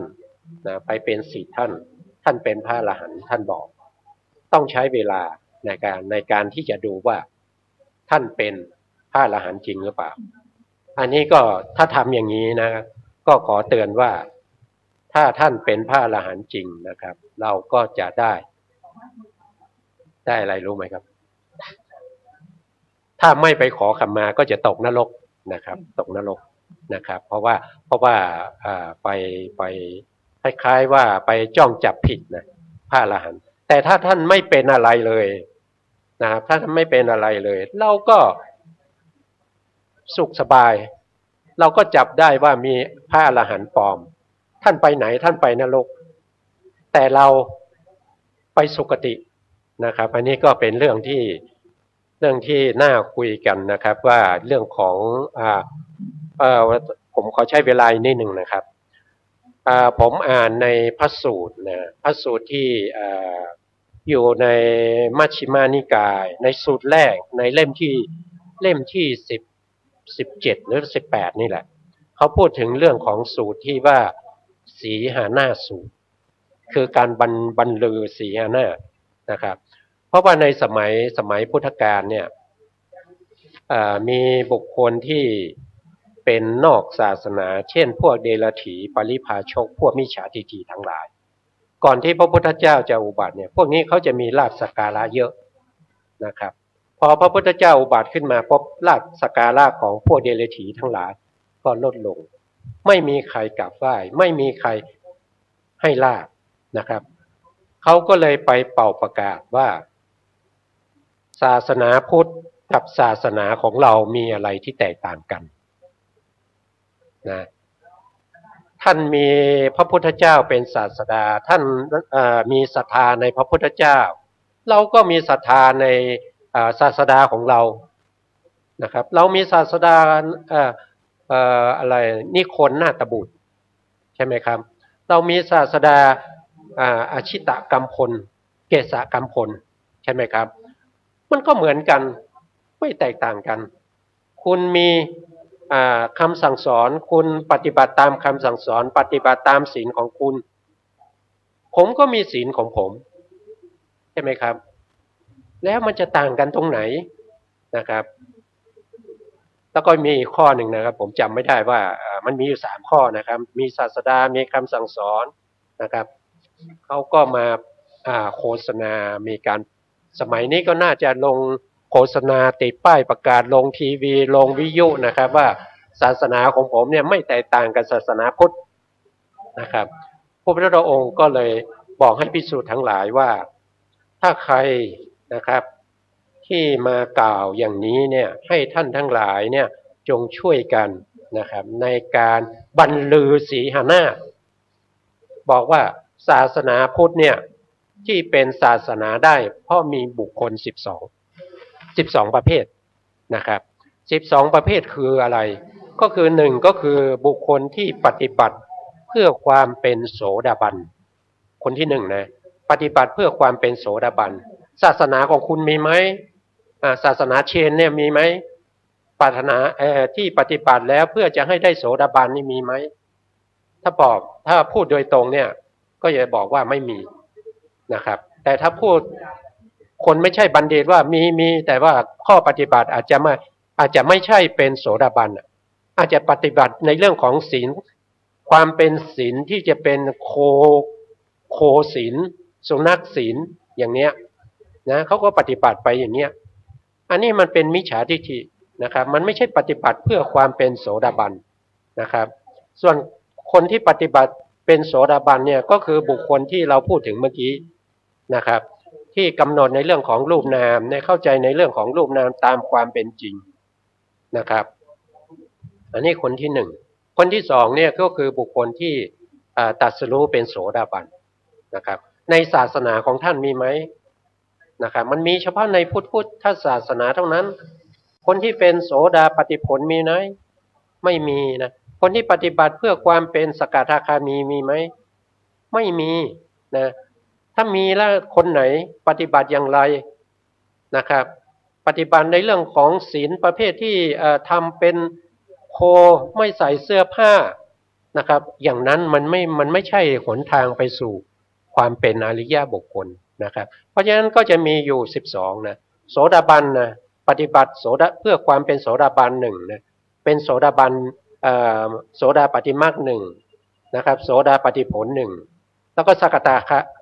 ทาคามีก็มี3เหมือนกันปฏิบัติเพื่อความเป็นสกทาคามีนะครับแล้วก็สกทาคามีมรรคสกทาคามีผลแล้วก็อนาคามีก็3เหมือนกันพระอรหันต์ก็3เหมือนกัน ราะฉะนั้นถ้าใครมาพูดว่าศาสนาของท่านกับศาสนาของเรามันเหมือนกันสอนให้เป็นคนดีเหมือนกันอันนี้คือคำพูดที่ไม่ถูกต้องตามพระสูตรนี้นะครับอันนี้เป็นพระสูตรที่พระพุทธองค์ได้ทรงแสดงไว้นะครับเพราะฉะนั้นเราก็กล่าวได้ว่าคุณดีระดับแค่โลกิยะนะครับบางส่วนที่ดีที่ไปปฏิบัติในเรื่องของโคศีลสุนัขศีลเนี่ยมุ่งหมายเพื่อความเป็นโคเพื่อความเป็นสุนัขเท่านั้นเองนะครับมันไม่ได้กลับมาเป็นมนุษย์นะครับคุณปฏิบัติอย่างนี้คุณนับถืออย่างนี้เนี่ยสิ่งที่คุณนับถือเนี่ยก็ตายเหมือนกันตายแล้วไปเกิดเป็นเดรัจฉานสมมติไปเกิดเป็นเสือแล้วคุณเป็นสาวกคุณตายแล้วคุณไปเกิดเป็นเนื้อผมถามว่าศาสดาที่เป็นเสือเนี่ยจะสงสารคุณไหมนะสงสารคุณไหมนะมันไม่ได้นะครับเพราะฉะนั้นศาสนาของเราเนี่ยอย่าเอาไปเทียบกับศาสนาอื่นว่าเหมือนกันนะครับมันไม่เหมือนกันนะครับอันนี้ก็ฝากให้ท่านผู้ฟังนะครับได้เอาไปคิดพิจารณานะครับในรายละเอียดเนี่ยเข้าไปอ่านได้นะครับในเรื่องของสิงหานาสูตรนะอยู่ในมัชฌิมนิกายแล้วก็เป็นสูตรแรกในเล่ม17เนี่ยนะครับก็ไปอ่านได้นะครับอันนี้ก็ฝากไว้นะครับขอบคุณครับขอบคุณอาจารย์ประเสริฐครับท่านผู้ฟังเรากำลังศึกษาเกี่ยวกับพุทธศาสนา เราก็ต้องยอมรับว่าการจะดึงบุคคลเข้ามาสู่พุทธศาสนานั้นทางวัดต่างๆก็ได้กระทำกันอยู่แล้วเช่นโบสถ์วิหารสิ่งที่ทำให้เกิดศรัทธาอันนี้เป็นอันแรกดึงคนให้เข้าวัดก่อนพอคนเข้ามาแล้วยังบอกว่ายังมีอะไรดีๆอยู่นะมากกว่านี้ที่ท่านจะติดเอาไปท่านจะศึกษานั่นคือธรรมะของพระผู้เป็นเจ้าเริ่มตั้งแต่ให้เป็นผู้ที่มีศีลนะ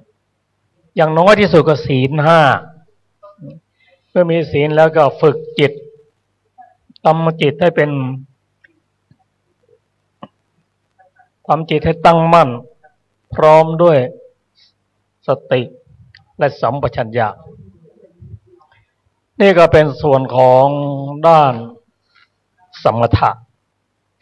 แม้การศึกษาพระธรรมคำสอนในพระสูตรต่างๆเนี่ยก็เป็นด้านปริยัติศาสนาถ้ายังไม่น้อมไปปฏิบัติให้เห็นความเกิดขึ้นตั้งอยู่ดับไปนะโดยเฉพาะเห็นความเกิดความดับของรูปและนามนั้นก็ยังอยู่ในด้านโลกิยะอยู่แม้แต่การ จะนำพระธรรมคำสอนนั้นนะทำแต่ละอย่างนั้นเอื้อต่อกันเป็นปัจจัยซึ่งกันและกันยกตัวอย่างเช่นเริ่มตั้งแต่ทานคนให้ทานกับผู้ที่มีศีลมีสมาธิปัญญาเป็นผู้ที่มีโอกาสที่จะได้รับอานิสงส์หรือประโยชน์สูงต่อไปก็การให้ทานนั้นก็ผลที่ได้รับก็คือความสะดวกในด้านปัจจัยต่างๆเขาจะไปบัตรธรรมที่ไหนก็ไปได้หรือเห็นบุคคลที่เขาพร้อมเสมอที่จะไปบัตรธรรมได้อยู่ดีกินดีเพราะเขาให้ทานมาก่อนทานนั้นก็เพื่อให้สาธุชนได้มีโอกาสได้ปฏิบัติธรรมต่อมาก็คือศีลศีลนี่ก็ตัวศีลนี้จะทำให้เราต้องไม่เดือดเนื้อร้อนใจเพราะเราต้องมั่นอยู่ในศีลแล้วก็การเบียดเบียนในอื่นตั้งแต่ข้อหนึ่งจนถึงข้อสุดท้ายนั่นจะทำให้จิตใจของเราไม่เดือดร้อนและศีลนั่นเองจะเป็น บาตรเป็นปัจจัยให้เราศึกษาธรรมะชั้นสูงได้แต่คนไม่มีศีลเลยจะนั่งสมาธิมันนั่งไม่ติดหรอกนะพระอาจารย์นะนั่งไม่ติด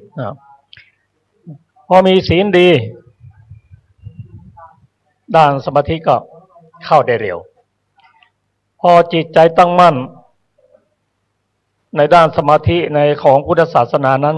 จะต้องประกอบด้วยสติด้วยถ้ามีสมาธิไม่มีสติก็เป็นมิจฉาสมาธิคนที่นั่งสมมุตินะนั่งตกเบ็ดอยู่นานๆจิตนิ่งอันนั้นเป็นมิจฉาสมาธิสมาธินั้นประกอบกับจิตทุกดวงอยู่ในสภจิตตสาธารณเจตสิก7ประกอบกับจิตทุกดวงแต่เราจะน้อมสมาธินั้นให้เป็นบาตรของด้านบุญกุศลเราก็ต้องประกอบด้วยสติเพราะสตินั้นเป็นตัวระลึกได้ในส่วนที่เป็นบุญในส่วนเป็นบุญเพราะตัวสมาธินั้นอยู่ในกลุ่มของ โสภณเจตสิก19ดวงยังไม่ประกอบด้วยปัญญานะแต่เป็นส่วนบุญเพราะฉะนั้นการที่จะเจริญสมาธิในทางพุทธศาสนานั้นจะต้องมีสติ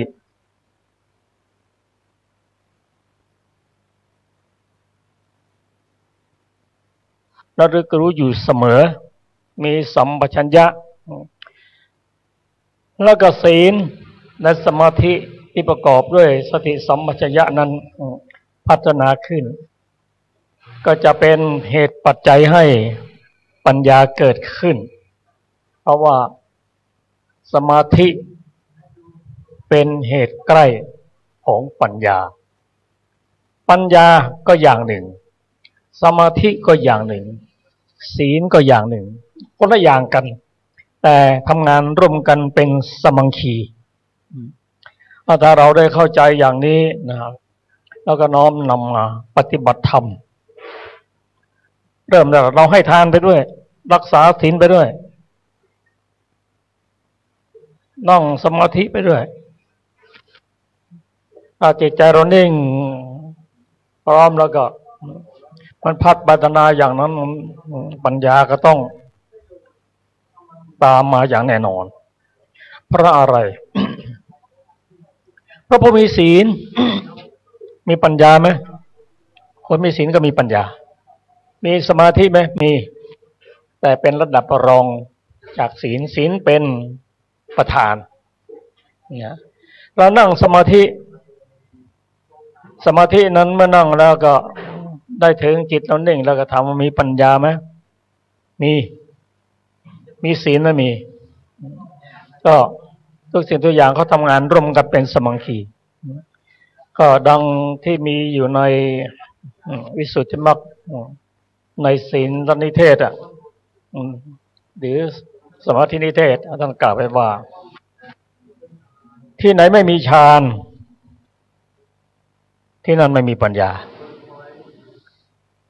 ที่ไหนมีฌานที่นั่นมีปัญญาก็ปัญญาระดับไหนก็ระดับฌานสามารถจะกดข่มนิวรณ์5ได้ในการนี้เป็นปัญญาอยู่ในระดับหนึ่งแต่ไม่สามารถที่จะตัดกิเลสได้อย่างสมบูรณ์หรืออย่างสมุจเฉทจะต้องทางด้านวิปัสสนาเท่านั้นแม้พระพุทธเจ้าของเราได้ไปศึกษากับอาราณดาบทกับอุทธกดาบททั้งสองท่านนี้อาราณดาบทท่านได้ถึงระดับอากินจัญญายัตนะฌานอาราณอุทธกดาบทนั้นได้ถึงเนวสัญญานาสัญญาพระองค์เห็นว่านั่นไม่ใช่ทางเจโพรุแต่เป็นความสุขความสำเร็จสูงสุดในระดับโลกิยะเท่านั้นเองต้องเวียนเกิดเป็นตายอยู่เพราะยังเป็นสังคตธรรมอยู่ยังอาศัยปัจจัยเกิดขึ้นยังมีมรณะอยู่ ท่านผู้ฟังที่เคารพครับเรื่องพุทธศาสนานั้นเป็นเรื่องที่สุขุมลุ่มลึกเราก็น้อมนำมาปฏิบัติตามสมควรแก่ธรรมของเรานะครับเริ่มต้นได้รักษาศีลก่อนเจริญจิตเจริญปัญญาตามสมควรแต่เราไม่ต้องรอหรอกว่าโอ้วิปัสสนาสูงเกินไปเข้าไม่ถึงแต่ธรรมะของพระองค์นั้นลาดลุ่มลึกไปตามลำดับเรามีเท่าไหร่แล้วก็ทำเท่านั้นไปก่อนแล้วมันจะพัฒนาขึ้นเองท่านผู้ฟังที่เคารพครับนี่ก็เป็นรายการสนทนาระหว่างพระคุณเจ้าท่านมีชื่อว่าพระปรวัตชโนเป็นพระวิปัสสนาจารย์รูปหนึ่งของวัดศรีสุพรรณนะเรามีอาจารย์ดร.บุญนินเกตอาจารย์ประเสริฐและอาจารย์สุรภาร่วมสนทนากันด้วยครับเรายังมีเวลาพอที่จะสนทนากันแต่วันนี้ก็เป็นโอกาสหนึ่งที่พระคุณเจ้าได้เมตตามาเป็นประธานในการสนทนาธรรมวันนี้ครับก็ขอนิมนต์พระคุณเจ้าได้แสดงธรรมให้แก่ท่านผู้ฟังทางบ้านนิมนต์ครับผม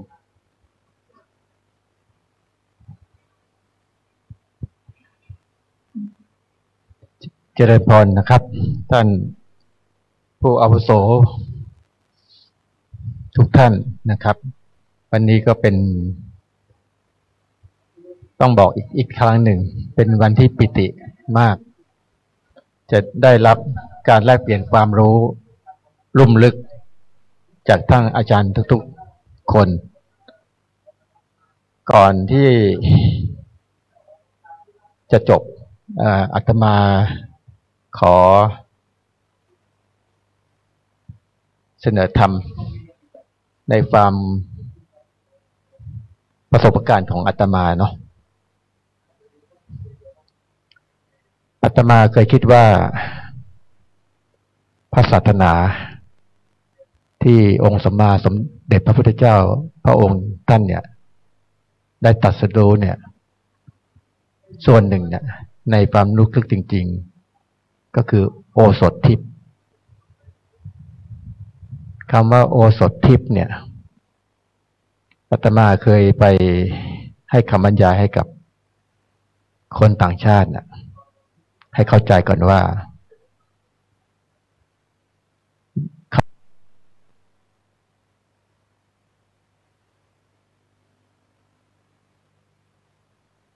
ขาต้องมีการเตรียมความพร้อมปรับอุณหภูมิในการที่จะมาจูนอัพเข้าสู่คำว่าศีลนำไปสู่สมาธิ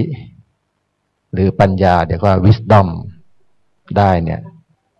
แล้วแต่บุญเก่ากับบุญใหม่ด้วยนะอาตมาคิดว่าอาตมาเคยยกเคสอยู่2 เคสที่ได้อธิบายทำให้กับคนต่างชาติทราบเนี่ยมีอยู่วันหนึ่งคนต่างชาติเข้ามาร่วมประชุมเนี่ยเขาถามอาตมาว่า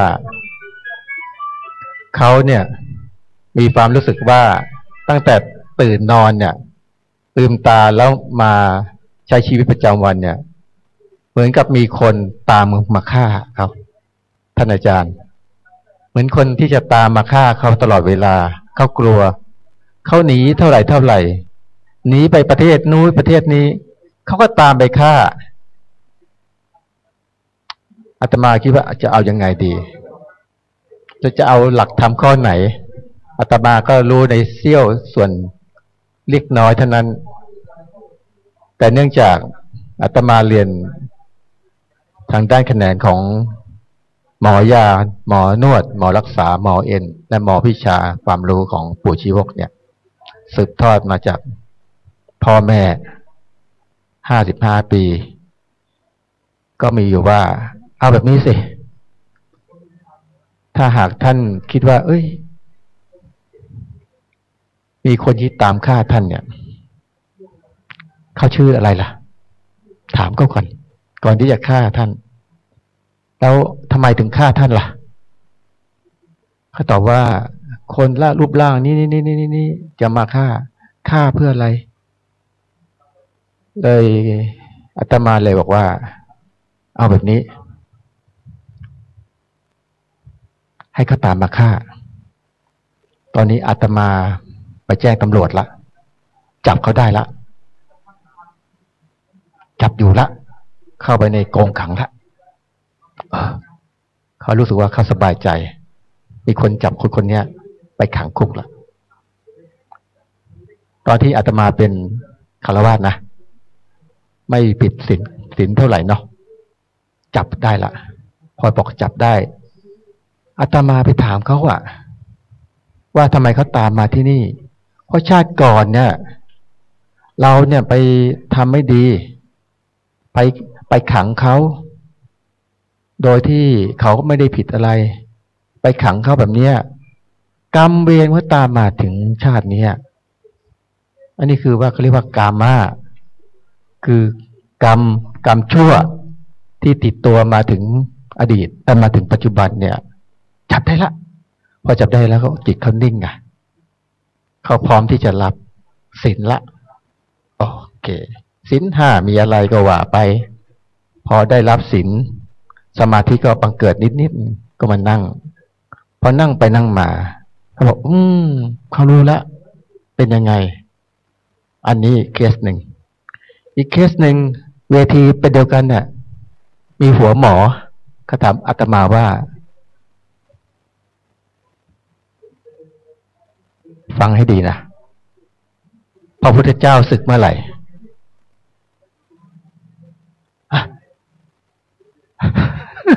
ท่านตอบว่าไงท่านอาจารย์ช่วยตอบให้ผมหน่อย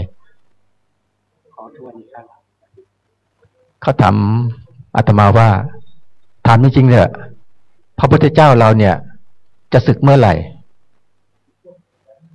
ท่านตอบแทนอาตมาหน่อยดิท่านด็อกเตอร์เลือดครับพูดถึงเรื่องนี้นะครับมันเป็นถ้าไปถามพระพุทธองค์นะครับพระพุทธองค์ไม่ตอบปัญหาแบบนี้จะไม่ตอบ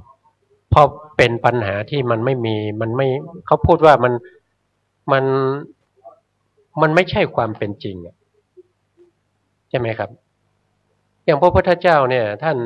ได้ปรินิพพานไปแล้วคำว่าปารินิพพานเราต้องเข้าใจครับว่านิพพานก่อนเนาะ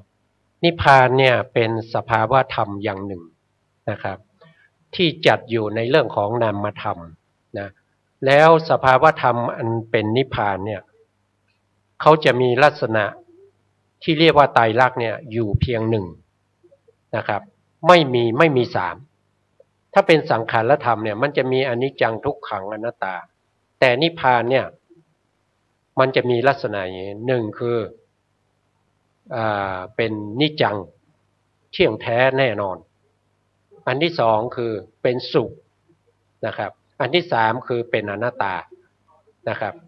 เพราะฉะนั้นถ้าเรามาพูดถึงว่าพระพุทธเจ้าเนี่ยท่านปารินิพพานไปแล้วเนี่ยจะให้ท่านมาศึกมาอะไรเนี่ยมันไม่ได้อยู่ในฐานที่จะไปคิดมันเป็นฐานที่สมมติฐานที่ไม่ถูกต้องใช่ไหมครับสมมติฐานที่ไม่ถูกต้องใครจะไปตอบปัญหาแบบนี้มีเยอะอย่างเช่นโลกนี้มีโลกหน้ามีอะไรพวกเนี้ยนะจริงถามว่าโลกนี้มีโลกหน้ามีไหมก็ตอบว่ามีแต่ว่าถามกาเบตไปอีกทีหนึ่งมีไหมก็ตอบว่าไม่มีหมายความว่ายังไงหมายความว่าบุคคลที่ยังไม่สิ้นกิเลสอย่างเช่นพระจนถึงพระอนาคามีก็ยังมีการเกิดอยู่ก็คือโลกหน้ามีอยู่แต่ถ้าพระอรหันต์ท่านมรณะท่านปรินิพพานไปแล้วเนี่ยโลกหน้ามีไหมก็ไม่มีใช่ไหมครับมันเป็นปัญหาที่มันมีลักษณะอย่างนี้นะครับเพราะฉะนั้นถามว่าพระพุทธเจ้าจะศึกเมื่อไหร่เนี่ย อย่าถ้าใช้คำนี้หรือว่ามีจิตใจที่น้อมไปในลักษณะนี้มันจะเป็นอกุศลจิตเมื่ออกุศลจิตมีอยู่ในใจเนี่ยอกุศลคืออะไรอกุศลก็คือบาปอกุศลนี่ให้ผลมาเมื่อไหร่เราก็หวังได้สองภูมินะนรกกับเดรัจฉานนะครับเพราะว่าไม่ได้พูดถึงสภาวะความเป็นจริงเลย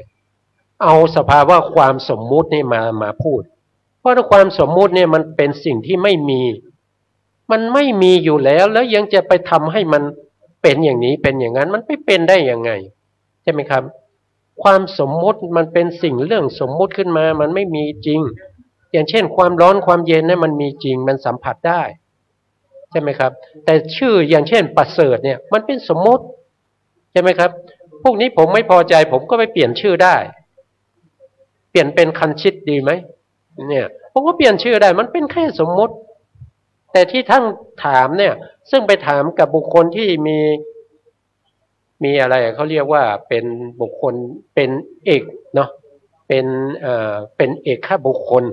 คือบุคคลเดียวในโลกนี้ไม่มีใครเสมอเหมือนนะครับไม่มีใครเสมอเหมือนแล้วก็บุคคลประเภทนี้ไม่ใช่จะเกิดได้ง่ายๆนะครับบางทีโลกของเราเนี่ยว่างจากพระพุทธองค์เนี่ยเป็นระยะเวลาเป็นอสงไขยกับนะครับนะไม่สามารถมีได้แล้วจะไปถามว่าบุคคลเอกอย่างนี้เนี่ยจะสึกได้ไหม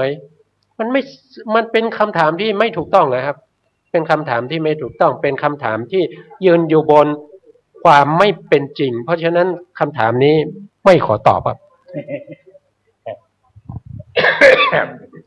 กับผมขออนุญาตแป๊บเดียวฮะก็เรื่องของนิพพานนั้นเป็นความสุขุมลุ่มลึกยากที่จะเข้าใจ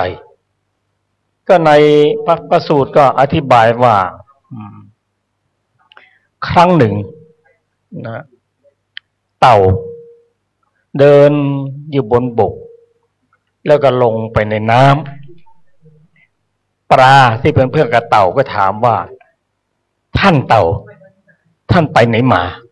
โอ้เราไปเดินอยู่บนบกจนเบื่อแล้วก็กลับลงมาที่นี่ไม่จริงหรอกมันจะไปเดินได้ยังไงมันต้องว่ายอย่างฉันเนี่ยว่ายเนี่ยในน้ำเนี่ยมันต้องว่ายอย่างนี้ก็เต่าก็ไม่รู้จะอธิบายอย่างไรเพราะว่าปลานั้นมันอยู่ในเฉพาะในน้ำมันไม่เคยมาบนบกเลยอันนี้พระนิพพานก็เช่นเดียวกันจะต้องรู้ว่านิพพานนั้นที่เรารู้นั้นก็เป็นเพียงที่อธิบายให้เข้าใจเท่านั้นเองว่าเป็นสภาวะธรรมที่ไม่มีโลภะโทสะโมหะนะถ้าเราไม่มีโลภะโทสะเมื่อไหร่แล้วเราจะมีอารมณ์ที่เป็นนิพพานให้เห็นถ้าเราไม่ถึงระดับนั้นเรายังไม่เห็นหรอกเพราะมันอวิชชามันบังตาไว้ท่านบอกว่าผู้ปฏิบัติมรรคองค์8นั่นน่ะเหมือนกับตายขึ้นไปบนภูเขาพอถึงสุดแล้วคือเกิดสภาวธรรมคือเรียกว่าอธิศีลอธิจิตอธิปัญญาตัดกิเลสหมดแล้วก็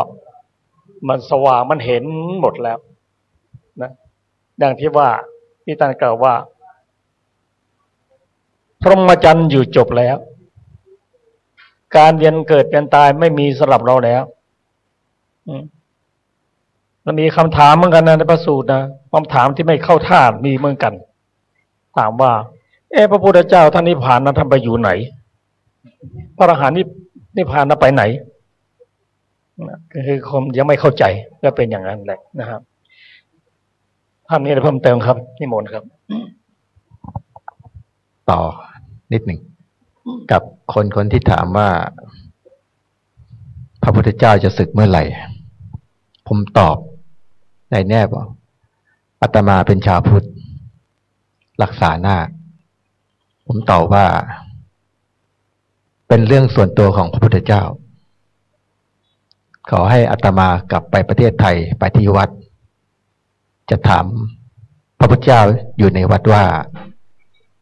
ท่านจะสึกเมื่อไหร่สองกรณีที่อาตมายกเนี่ยอ๋อมีแก้วไหมท่านสดกาแฟก่อน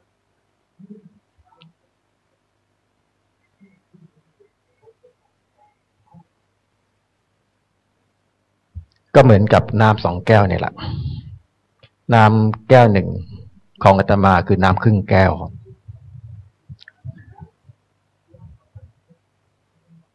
อีกแก้วหนึ่งคือของท่านพิธีกรผู้ทรงเกียรตินะคือน้ำเต็มแก้วจิตของคนเราเนี่ยมันเปราะบางไม่ว่าจะเป็นคนไทยหรือคนต่างประเทศก็ตามถ้าหากเราเอาน้ำครึ่งแก้วเนี่ยเราเติมไปอีกอ่ะมันก็เติมได้เติมไปได้เรื่อยๆหมายถึงเขาพร้อมในการที่จะรับธรรมะพร้อมในการที่จะรับศีลสมาธิและปัญญาแต่หากเป็นน้ำที่เต็มแก้วเลยเทเท่าไหร่ก็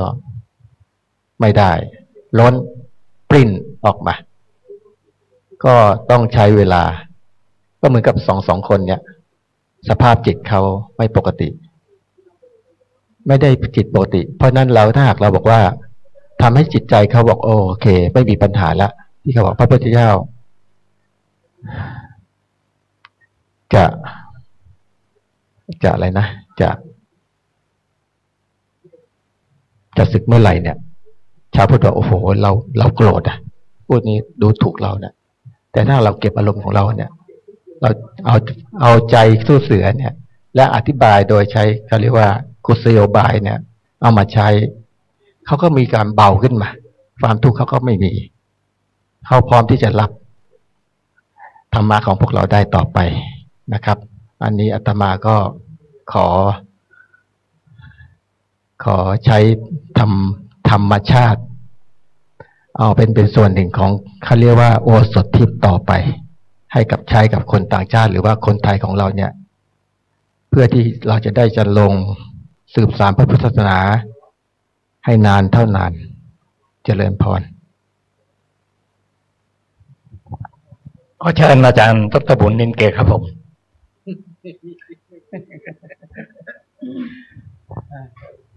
เรื่องคำถามที่พูดกันอยู่นี้ใครจะว่ายังไงก็ว่าเถอะแต่ผมจะชูเฉย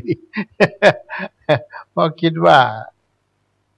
ไม่มีปัญญาที่จะตอบคำถามนี้แล้วก็สำคัญที่สุดก็คือว่าไม่รู้จะได้อะไรขึ้นมาจากการตอบนี้เท่านั้นเองแต่ก็ดีมันเป็นประเด็นสำหรับผู้มาใหม่ผู้อยากรู้เราไม่ขัดข้องเรื่องเราดีใจด้วยที่มีคนเห็นในลักษณะนี้แล้วเรียกว่าเห็นต่างออกไปแต่ถ้าสำคัญที่สุดก็คือตัวเองนี่จะต้องพยายามหลีกเลี่ยงภาษาที่ท่านเรียกว่าอริยุปวาทคือการกล่าวตูกล่าวหากล่าวความไม่จริงกับพระอรหันต์หรือว่าคนผู้หมดกิเลสแล้วเนี่ยมันมีภัยในตัวของมันเองอันนี้เพราะฉะนั้นเพื่อหลีกเลี่ยงปัญหาเหล่านี้ผมส่วนตัวแล้วขอสงวนสิทธิส่วนบุคคลแต่ก็ชอบที่จะฟังเรื่องอย่างเงี้ยเพราะมันทำให้ประเทืองปัญญาดีผมถือว่าเป็นปัญหาที่ประเทืองปัญญานะไม่ใช่ปัญหาที่ปัสสาวะทิ้งไม่ใช่ผมไม่ได้มองอย่างนั้นแต่ของเรานี่มันก็มีอยู่แล้วว่าผู้ที่หมดจิตที่หมดจากราคะโทสะโมหะแล้วเนี่ยไม่อยู่ในฐานะที่ใครจะไปบอกว่ามันเป็นอะไรมันคืออะไรนี่คือคำตอบมันมีอยู่ก่อนแล้วไงแต่ว่าสำหรับคนนี้เขารับไม่ได้ในเรื่องคำตอบเก่าเขาต้องหาคำตอบใหม่มาเพราะเขาเป็นคนยุคใหม่เราก็อยากจะได้ฟังว่าแล้วเขาจะว่ายังไงเท่านั้นเองหรือท่านอาจารย์ประเสริฐจะมีความเห็นว่ายังไงขอบคุณครับเชิญครับ ครับผมก็จะขอเรียนอย่างที่ท่านดร.พูดนะครับ ถ้าเขาถามผมอย่างนี้นะครับ ผมก็คงจะต้องบอกเขาว่าแล้วพระพุทธเจ้าตอนนี้ประทับอยู่ที่ไหนพาผมไปพบท่านหน่อยแล้วผมจะถามให้ท่านครับได้เลยอย่างเงี้ยถ้าเขาพาผมไปเจอกับพระพุทธเจ้าได้ผมก็จะถามให้นะครับท่านผู้ฟังที่เคารพครับเราได้สนทนาธรรมกันก็ได้รับความรู้ต่างๆจากผู้ร่วมสนทนาธรรมกันเมื่ออาทิตย์ก่อนเราได้นำพระสูตรที่ชื่อว่าสิงคารกสูตรเป็นพระสูตรที่ผู้ปฏิบัติแล้วพ้นจากอบายนะแล้วก็เป็นผู้ที่มีพระพุทธพระธรรมพระสงฆ์เป็นที่พึ่งได้ครับเราได้ศึกษากันเกี่ยวกับการปฏิบัติของสิงคารกะสิงคารกะนั้นเป็นบุคคลที่ไม่เลื่อมใสในพุทธศาสนาเลยทั้งที่คุณพ่อคุณแม่เป็นพระโสดาบันก็พระโสดาบันนั้นพ่อแม่นั้นก็ปรารถนาจะให้ลูกได้มีความสุขแต่ลูกไม่ยอมรับวันที่พ่อจะสิ้นชีวิตนั้นพ่อได้เรียกสิงคารบุตรมาบอกว่าลูกจงไหว้ทิศทั้งหกเถิดก็เป็นอุบายอันหนึ่งเพราะว่าพระโสดาบันนั้นท่านมีปัญญาระดับหนึ่งที่รู้ว่าถ้าได้ปฏิบัติอย่างนั้นตรงสถานที่นั้นพระพุทธเจ้าพระองค์เสด็จผ่านมาก็จะให้ความรู้แก่เขาพระองค์เริ่มต้นเลยว่าในพุทธศาสนานั้นสิ่งที่ปกปิดทิศทั้งหกนั้นคือมันไม่ต้องไหว้ทิศทั้งหกหรอกเพียงแต่หนึ่งละกรรมกิเลสสี่คือไม่ฆ่าสัตว์ไม่ลักทรัพย์ไม่ประพฤติผิดเป็นภรรยาของผู้อื่นและก็ไม่พูดโกหกอันนี้เป็นกิเลสกรรมสี่ก็ขาดอันหนึ่งเท่านั้นคือศีลห้านะขาดสุราไปนะและประการที่สองนั้นให้ละบาปกรรมตามฐานะทั้งสี่คืออคติสี่พระบุคคลถ้าจะตัดสินจะทำอะไรด้วยมีความรักก็มักจะสร้างบาปอกุศลขึ้นมีความชังมีความกลัวแล้วก็มีความไม่รู้เรียกว่าผู้ใดมีอคติสี่นั้นถือว่า สร้างบาปกรรมขึ้นมาก็พระองค์ได้ให้ธรรมะ8 ข้อละตั้ง8 ข้อละทั้งหมดไม่16 ข้อยังเหลืออีก6 ข้อนั่นก็คือทางไปสู่อบายหรือทางทำให้เสื่อมทรัพย์8 ประการด้วยกันขอเชิญอาจารย์สุรภาได้นำทิศ6โดยเฉพาะบิดาโดยเฉพาะทิศทั้ง6นั่นประกอบได้อะไรมั่งก็เราจะได้สานต่อกันให้พระสูตรที่สมบูรณ์ยิ่งขึ้นทิศทั้ง6ทิศเบื้องหน้าทิศเบื้องหลังนี่เป็นต้น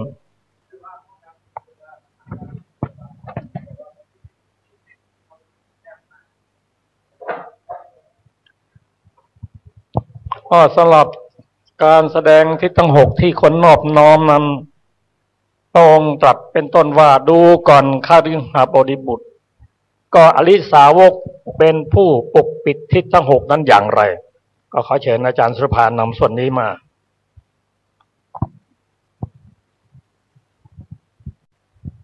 สวัสดีค่ะท่านผู้ฟังทุกท่านในบทเหล่านั้นบทว่าพระอริยสาวกเป็นผู้ปกปิด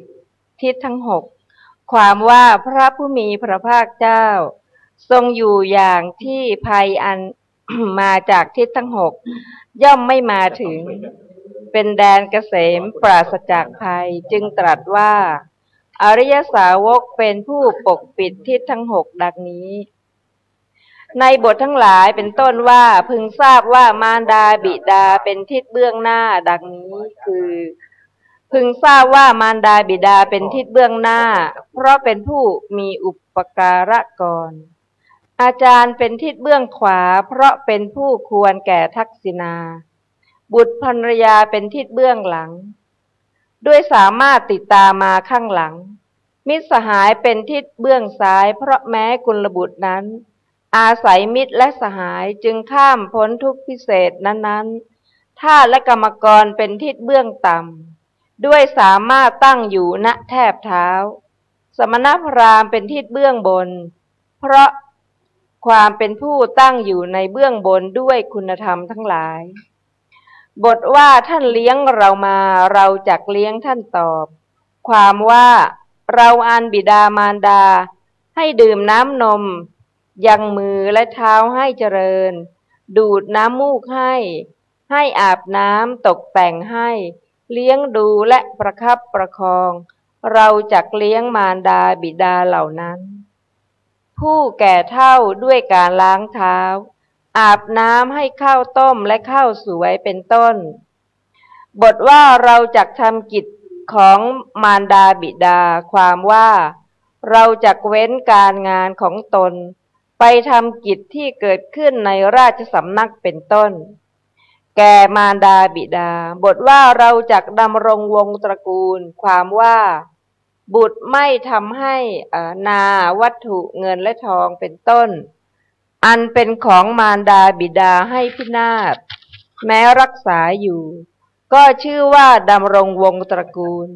บุตรทำให้มารดาบิดาเสื่อมจากวงที่ประกอบด้วยอธรรมแม้ให้ตั้งอยู่ในวงที่ประกอบด้วยธรรมไม่เข้าไปตัดสลากภัตเป็นต้นอันมาถึงแล้วโดยวงตระกูลแม้ให้เป็นไปอยู่ก็ชื่อว่าดำรงวงตระกูลท่านกล่าวหมายถึงบทนี้จึงกล่าวว่าเราจักดำรงวงตระกูลดังนี้บทว่าเราจักปฏิบัติตนให้สมควรแก่เป็นผู้รับทรัพย์มรดกความว่ามารดาบิดาไปถึงโรงศาลกระทำทารกผู้ไม่ประพฤติในโอวาทของตน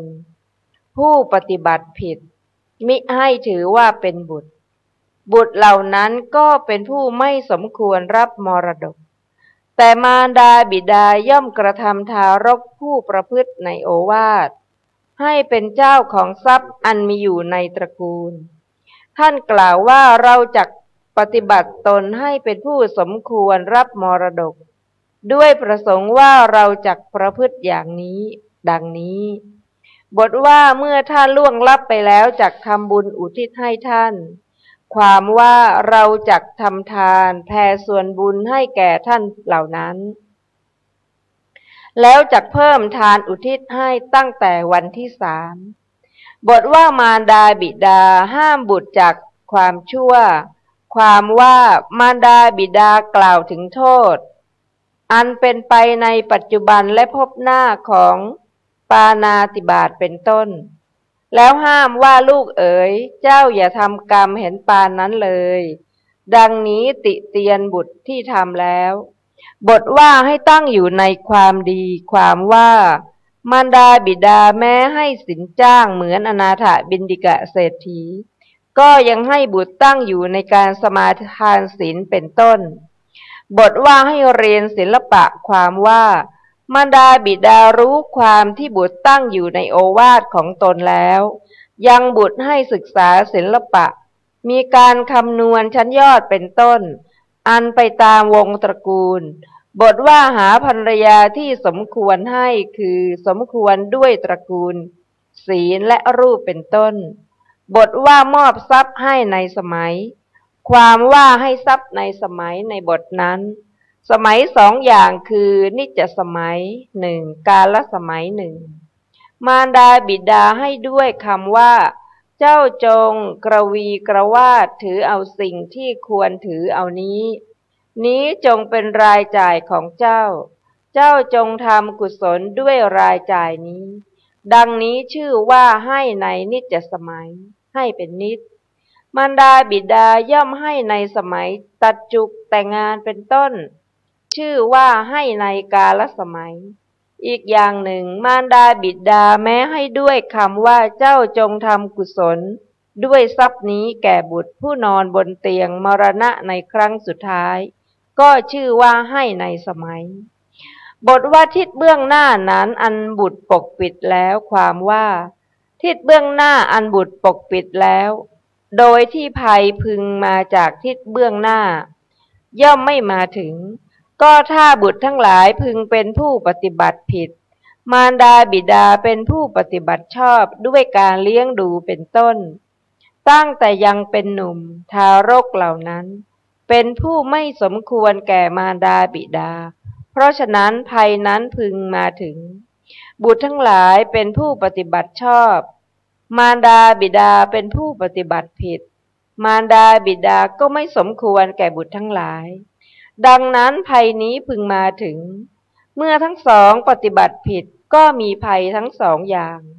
เมื่อทั้งสองปฏิบัติชอบก็ไม่มีภัยทั้งหมดด้วยเหตุนั้นท่านจึงกล่าวว่าทิศเบื้องหน้านั้นอันบุตรปกปิดให้เกษมสำราญไม่ให้มีภัยดังนี้ก็แลพระผู้มีพระภาคเจ้าครั้นตรัสอย่างนี้แล้วได้ตรัสกะสิงคาลกะว่าดูก่อนคฤหบดีบุตรบิดาของเธอไม่ได้ให้เธอนอบน้อมทิศเบื้องหน้าที่โลกสมมุติกันแต่บิดาของเธอกระทำมารดาบิดาให้เป็นเช่นกับทิศเบื้องหน้าแล้วให้เธอนอบน้อมบิดาของเธอกล่าวถึงทิศเบื้องหน้าอย่างนี้ไม่ใช่อย่างอื่น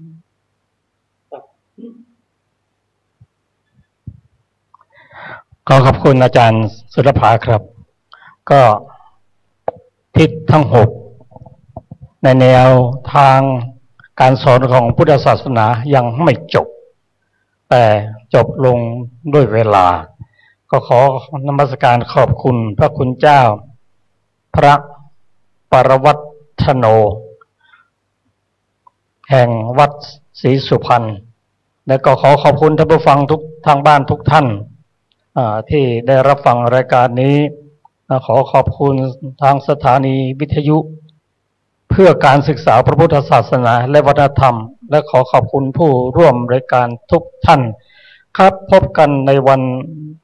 อาทิตย์หน้าเวลาเดียวกันส่วนสถานที่นั้นก็จะโคจรไปที่วัดใหม่ห้วยทรายตำบลสุเทพก็ขอเรียนเชิญ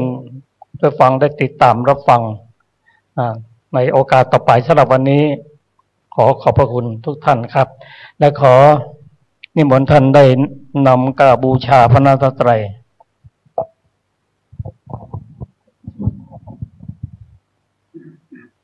อะระหังสัมมาสัมพุทโธภควาพุทธังภควันตังอภิวาเทมิสวากขาโตภควตาธัมโมธัมมังนามัสสามิสุปฏิปันโนภควโตสาวกสังโฆสังฆังนามามิ